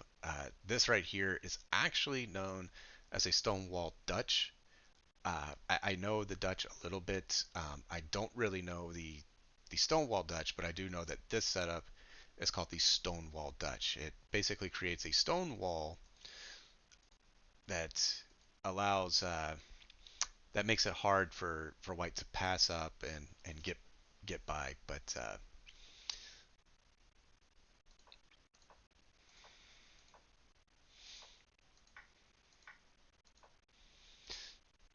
and so as you'll see, him taking it, it's fine. It does create a weakness on the pawn structure, but we can actually play a move like this, attacking, undoubling up the pawns and getting them back to where we're actually okay. So it's really not the end of the world in that sense. As you can see, within the first 10 moves of the game is when you're supposed to castle. Move 8, we're castled, we're safe, we're happy. All of our pieces have been developed. He's still got 3 undeveloped pieces that really need to get in the game, and they're not there. Okay, so he's developed 1. So we go ahead and push up. Again, like we said, looking for some of those tactics, and now we're looking at this. And the reason why you take it with the bishop and not the pawn in this sense, typically I would take it with the pawn in a normal setup, but with the way that he's opened up his king side and developed everything and moved the knight to where it cannot come here, attacking this prevents him from castling king side because now he has to move this piece either here or here, and it allows us to have the tempo and the advantage of the game. Uh, but he can actually castle, and the reason why he can castle is he's not in check and he's not castling through check, which was an oversight that I saw in this game, and I was like, oh, I completely forgot that he's not in check and he's not castling through check. And so because the king itself is not passing through a check, he can castle. It's one of those things that you sometimes forget about. So even though I'm attacking, it's perfectly legal for him to castle and get that rook to safety because of the fact that the king did not go through check. So as you see, we go ahead and we push up, trying to keep attacking. Where I was really hoping he would take, but he didn't, so I just pushed up, kind of blocking it off a little bit, creating kind of like my own little wall.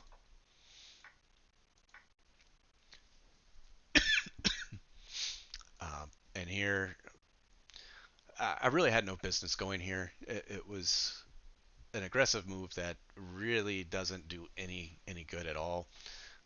There are no tactics for him to try to check and win a piece, or in this position win a queen.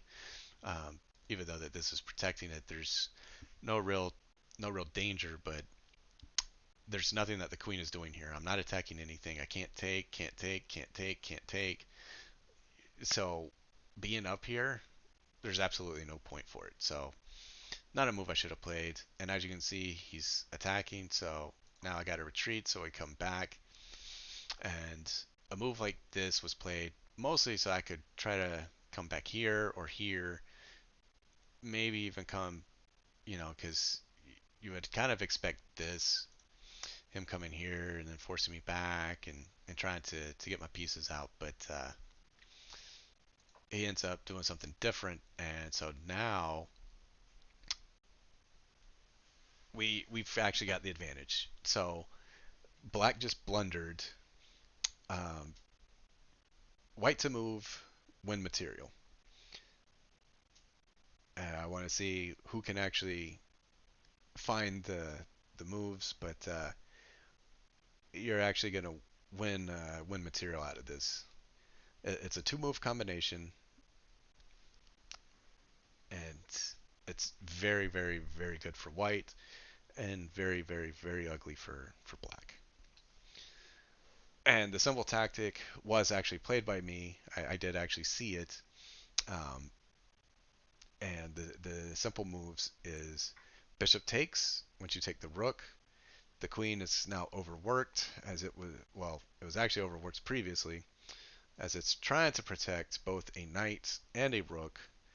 And once you take, he has to take or move out of the way. And when he does, now we've got the knight. So we gave up a bishop to gain a rook and a knight. He goes back, and since I'm already up material, I say let's go for it. Let's go ahead and just start trading off everything. He'll have a rook and a bishop. I'll have two rooks and a bishop. So he takes. We go ahead and push. He takes. I take. And the more we trade, the better it is for me. Now, there was a miss here. This was the correct move. Move it up. You're free to take this. There's nothing he can really do. He pushes down. We take. Now, the move was really to go here, because he's forced to take. And the reason we say that is if he does take, then he's getting that, and we get this. So the best move is to take to prevent us from getting the queen, and then we take back. We we get his rook. He gets the pawn. He stops us from getting a queen, and it is two rooks against a king and five pawns. But we are definitely ahead in material. Um, like I said, I missed going directly up. I do play the move, but not right away. I ended up going here first, and the king was still trying to run over. And as we all know, the king is super slow, and so that's when I decided, all right, let me go here. This is the move I was supposed to play to begin with. The pawn was already protected. I didn't need to double protect it. And so as you can see, he does play that. We do play this. And now it's just a very easy conversion for a checkmate. Because as you can see, the king here basically checkmated himself by going down. But he didn't have much of a choice. Because once we take, it's check. He can't go up. He has to go down. But coming here was the wrong move. He's really supposed to retreat here. By retreating here, the only move would be rook here. So if we go here and rook, he can still run here and he's living. Uh, may, Maybe a short life, but he is still living, as he can still run here, whatever. Um, Move like this just allows this, but we get something like this, and now he can't go up, can't can't really go anywhere. You can go here. We can take, and eventually we would be able to convert, but it would take a little finagling. Uh, but as you can see, it definitely would have been a little bit more of a fight to try to get him, but didn't go back far enough. But him coming here to escape the check just runs into mate in one, because here this square and this square are covered by the pawn. The pawn protects and prevents him from escaping. And as we know, the rooks are controlling the files. So it was a very quick and simple win.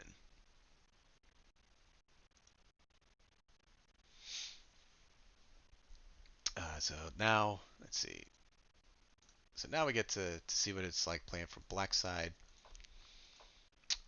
Again, I was trying to get the gambit off, but as you can see, people didn't want to take it, so I just said, to heck with it. And now the reason why I pushed up, he didn't take, he developed a piece. So just so you know, he was actually supposed to take this and me take back here, and then us trade off if he really wanted. But giving me this actually gives up material. And the reason for it is now this is attacked twice. And if he moves it, then there's tactics. So let's say he does something like this.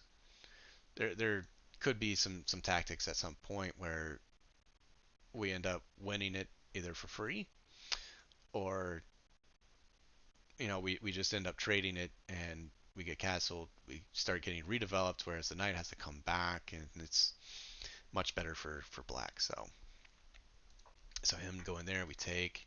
He pushes down. Again, this not an ideal move. We, I mean, if you're gonna at this point, you're giving me material, and I'm gonna take that material. I've got two pieces developed. You've got two pieces developed. I'm not hurting myself, So yeah, you can take here. You can take it this way. I mean, either way you do it is really not gonna make much of a difference.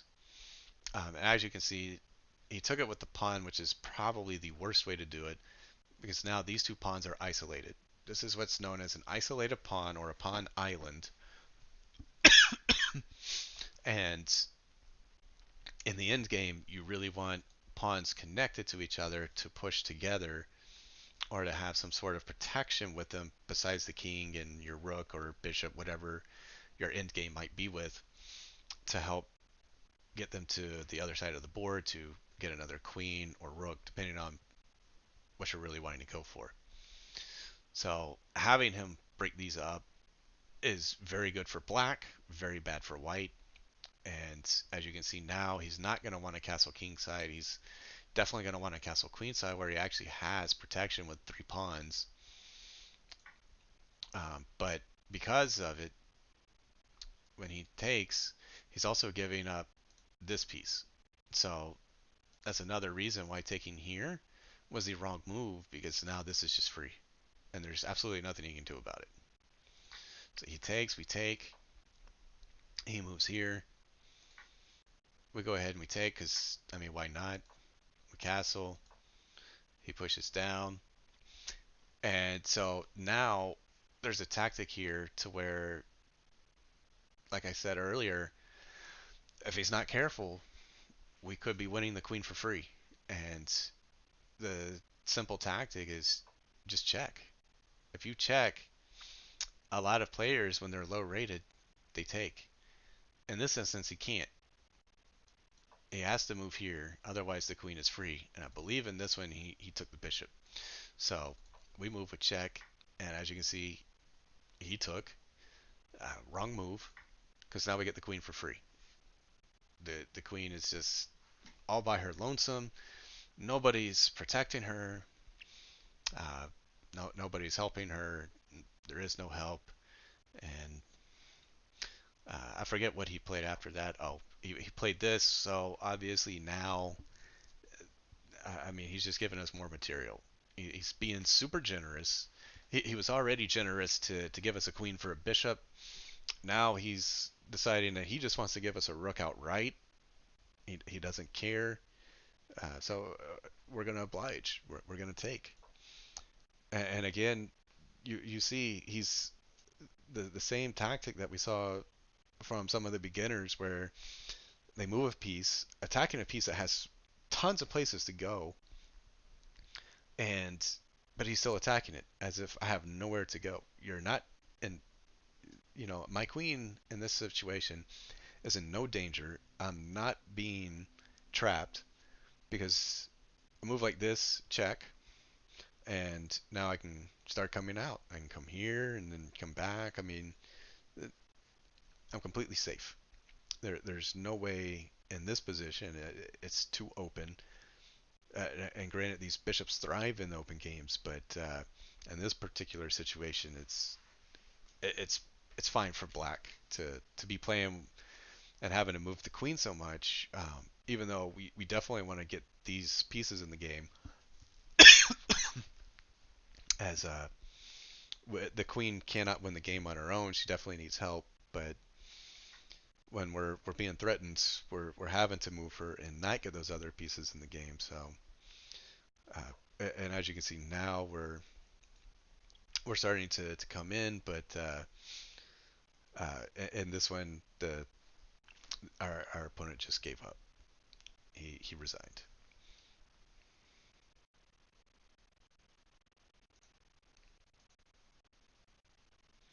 Let's see. Give me one moment, folks. I shall return. Gotta make a restroom break real quick.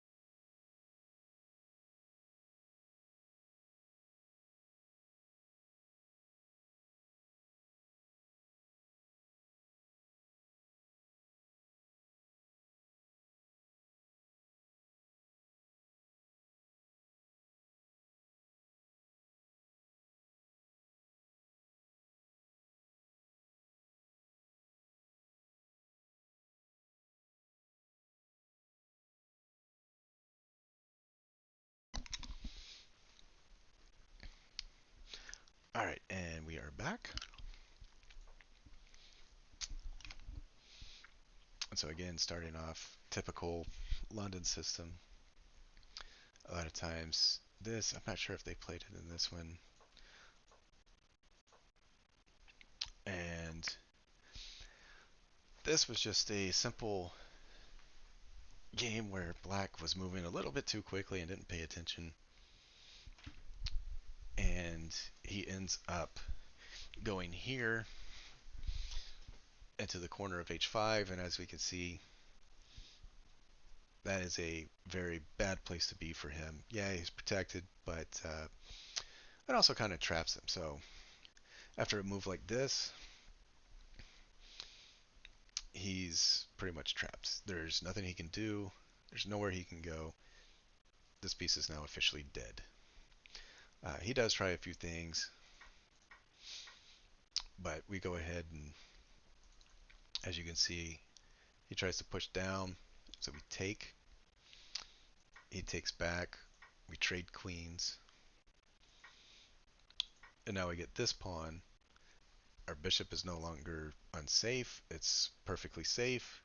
He's got to move like this, but even still, we just come back. There's no more threats of any type of check. Uh, Even if there was a check with that queen, the bishop still could have come back, protected. I mean, we were fine.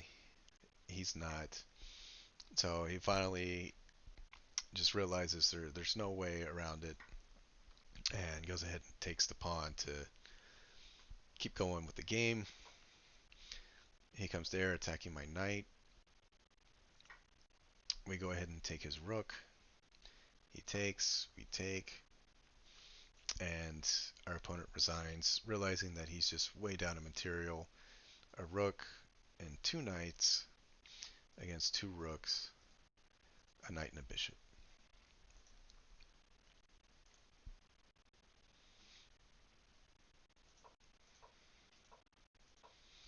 And again, more of the London, and as you can see, he's already thinking about pushing down, and this is one of those games I mentioned earlier where they end up playing it, and with all of our pieces here, we actually control it, and it just ends up one big fancy trade, but we end up a pawn up. It says we take, he takes, we take, and in this case he did not take back. We go ahead and take just to mess up his pawn structure, develop our pieces, trade off, go ahead and castle, go ahead and take, and as you can see with this, him pushing down, it allows us to take, delivering a discovery check. We're also winning this pawn now.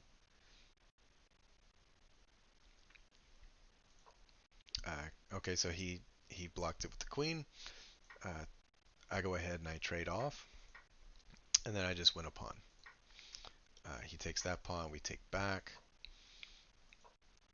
We go ahead and deliver check. Again, remembering we know that he's attacking, so we know that we need to move it, and we know that we can't go here.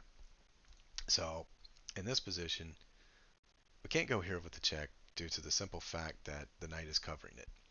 So knowing that the knight covers that, and really the only good place to come is down, but we can also at this point stay a little aggressive. We're ahead in material.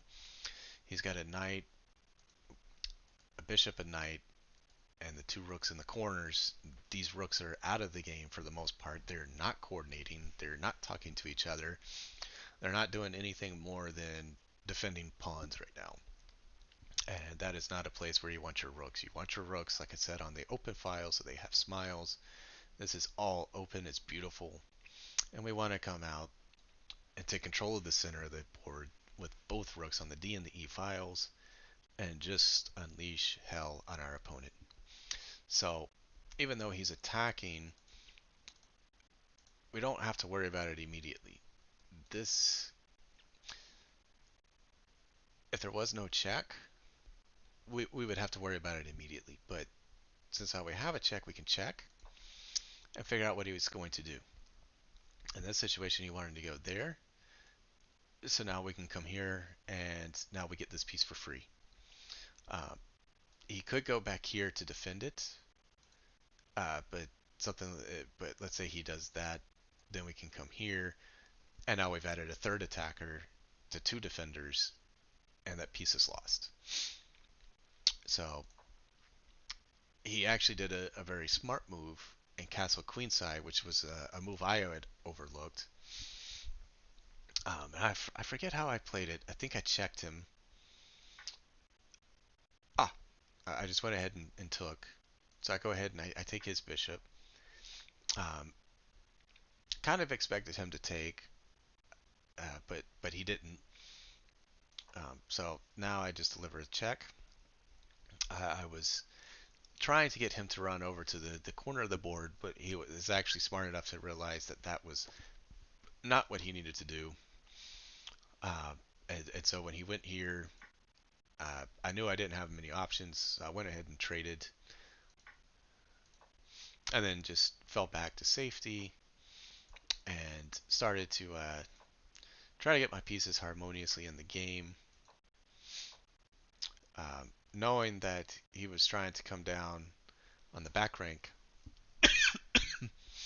but knowing that the king has an out, I'm not in danger of being back rank mated, so I can actually go ahead and do whatever I want. He goes here. I knew he was going here. Not much I could do at this point. Um, so he went there. He took that one. He was attacking both pawns. He does end up getting this one at some point. I think in this one I even made a couple of poor moves and ended up losing a piece or two. Oh, yeah, I do end up losing a couple of pieces. I convert the end game quite easily, but I definitely blundered the move. Now, just so you know, this right here is covering the only retreat square that the king has. So if I did something that allowed, let's say I made a random move, uh, let's say like this, I do this. Well, then black comes down and it's checkmate, game over. Um, oh, sorry, I am still covering it with the knight. But I did have to worry that I could not move this piece for fear of the mate.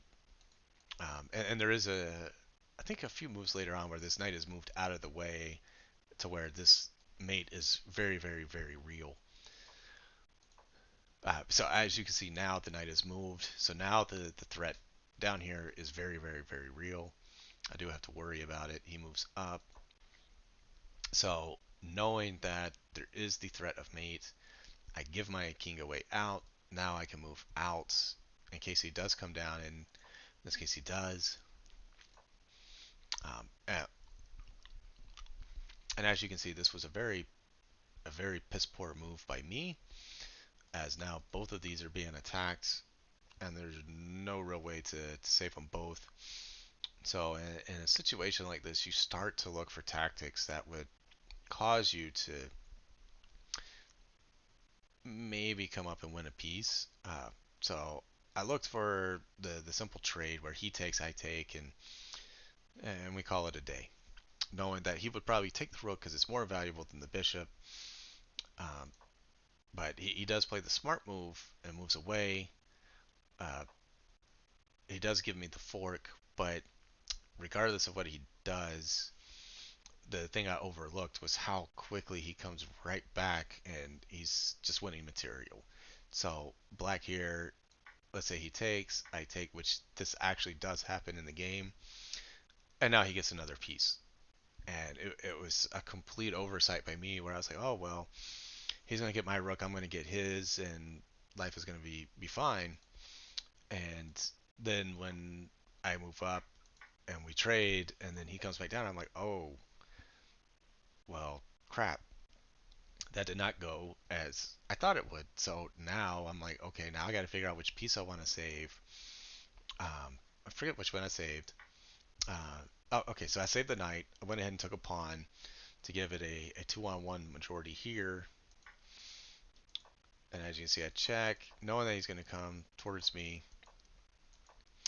But what I wanted to do was just start running my pawns. So this game will give you a little bit of an insight onto an end game. Uh, this knight was too focused on winning this to try to push this. He should have already been pushing this pawn instead of worrying about moving the knight down to get this. Just push this down first and then start trying to get it. But he also needed to, instead of worrying about taking right now, worry about, as you can see, he moves his knight to the outside of the board. instead of coming here and trying to come back and do some nifty moves to try to stop these pawns, he moves to the edge of the board. Knights on the rim are dim, and as you can see, we just start our descent, and we are running. And as you can see, this check, everything stays protected. There's nothing he can really do. He goes there, so we push up with a check. He goes down, we push up, and we push up again, and there's absolutely nothing he can do. Regardless of what he does, if he goes here, we go up. He still can't take. This is going to be able to come up. I mean, and you'll see it here when you look at the engine. White is just having all sorts of fun. There's nothing that black can do. As you can see, it's even saying on our next move, go ahead and push up. Oh, they're trying to tell, black, he's got to come here to deliver us a check. We come here, he comes here. We can do things like this, and they're saying to go here, but these three pawns are just beasts. And this knight is coming back around. He's going to get into the game. The king is protecting these. And this, as it pushes down, this pawn is protecting this square. So there's no real danger here. And white is having all the fun.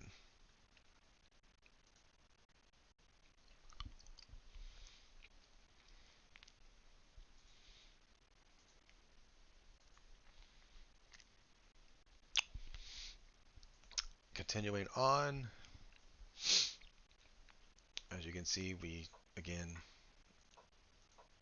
So this is basically the Petrov's defense. A lot of times you don't take here because of this, and now this is pinned. But a lot of times you do this, and they do this, and then you can come here, and then it's a lot of this.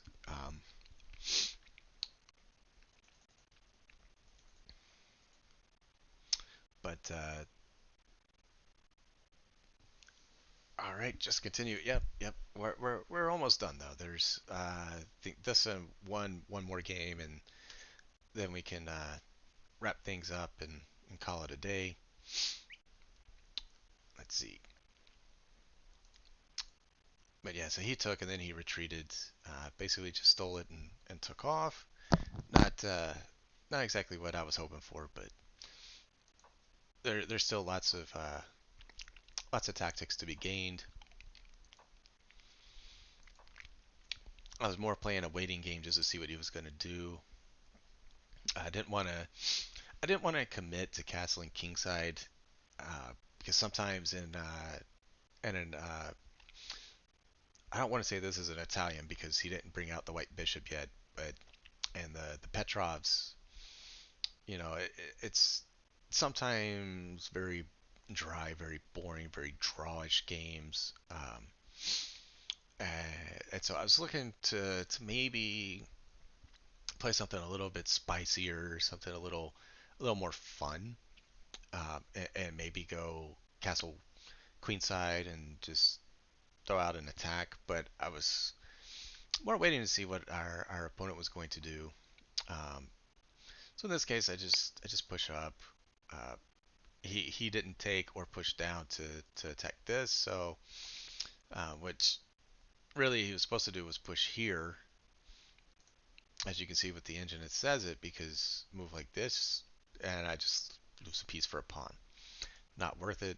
I'd have to move this, and there's not too many places to go. I could go back home and come back out, or come here, blocking off this, which is definitely not ideal. Um, but he definitely didn't give us that, so we end up he ends up going there. So we go ahead and take and trade queens. Now the reason why I'm trading queens is for a couple of reasons. One, it wins this pawn. Two, it also wins this pawn. And three, stops him from castling. The biggest reason is it stops him from castling because he has to take it with the king. There's no piece Like if the knight was here, he'd be able to take it back. Knight is not there. So the only piece that can take it back is the king. He gives up castling rights. So now we take here, and we're threatening this. And I believe that this was the game where my opponent decided again to threaten my knight, knowing that I have places to go, people to see, and people to kill, and he just missed the simple tactics. It was just not good by him. So as you can see, he attacks, but this just runs into me taking, which as you can see now, it's a check, and we get the rook in the corner for free. There's no protection, uh, so it's just all sorts of fun.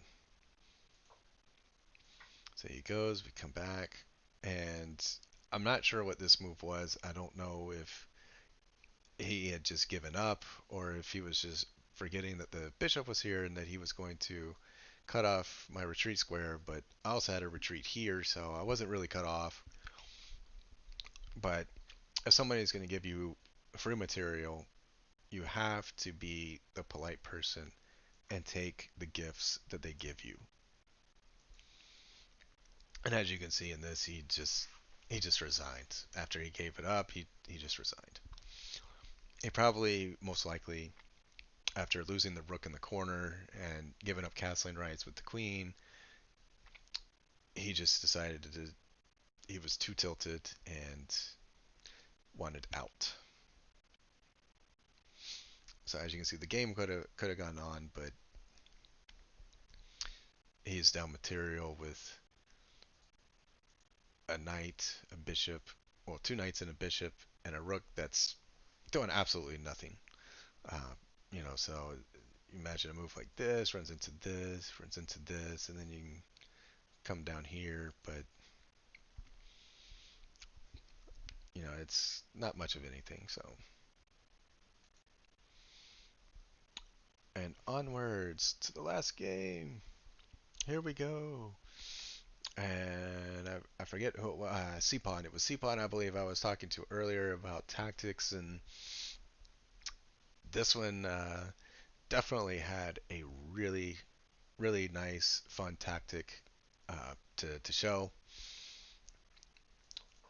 So we'll start off.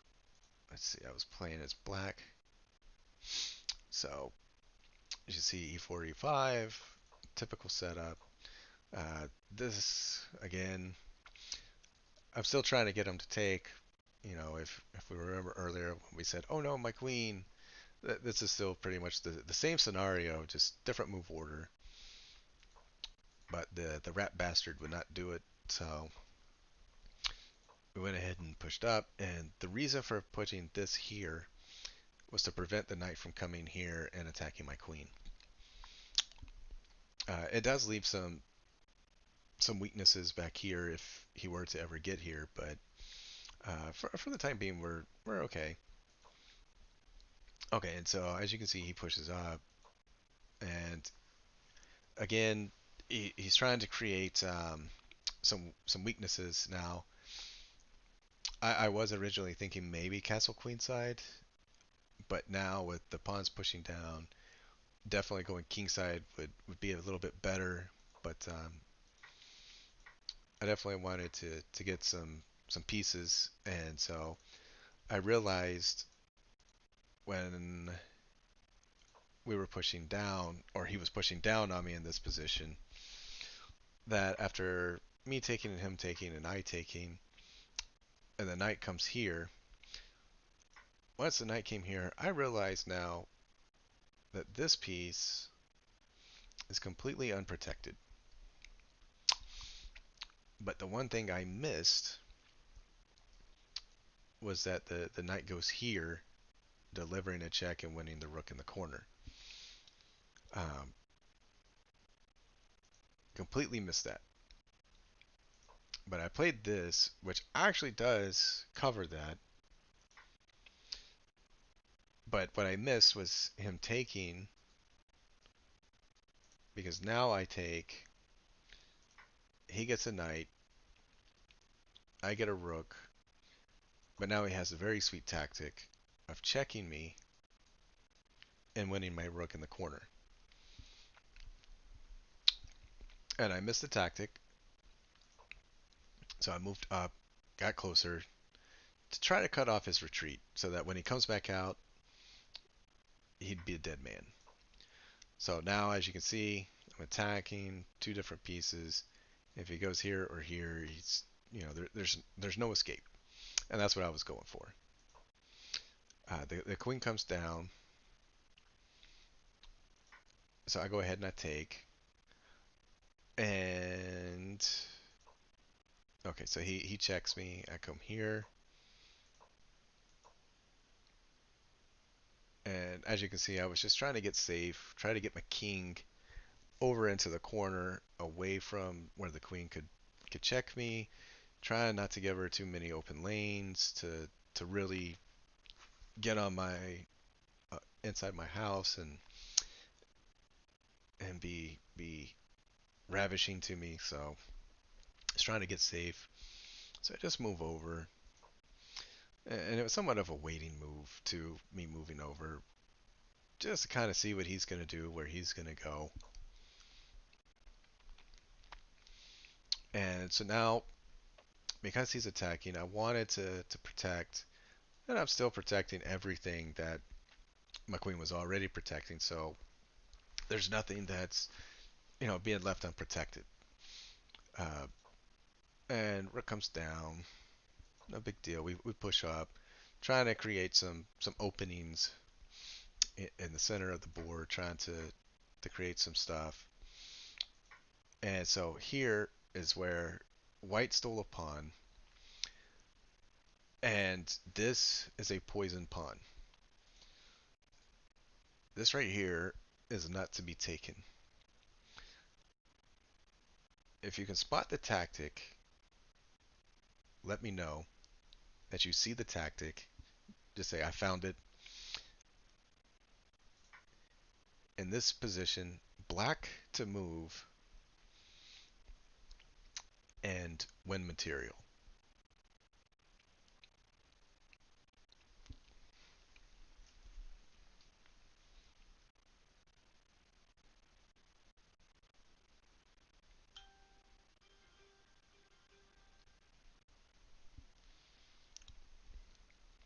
Give you guys a few more seconds.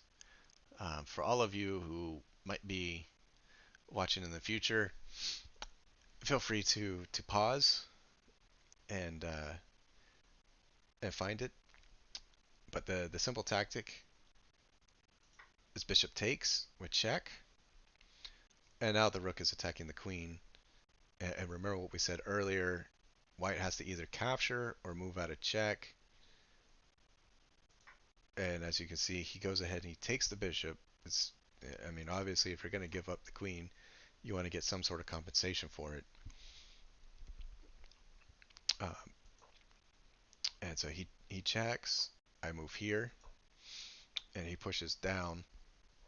And so now he's attacking here. And I can't remember if I missed. Yeah, so I did end up missing the fact that my rook is hanging, but he didn't see it.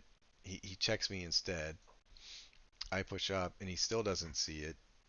And so now, of course, I decide to say no more giving up a free piece. We're we're definitely done with that. And after the king moved back, he moved into a mate in one, as the only legal move is bishop and queen takes with checkmate.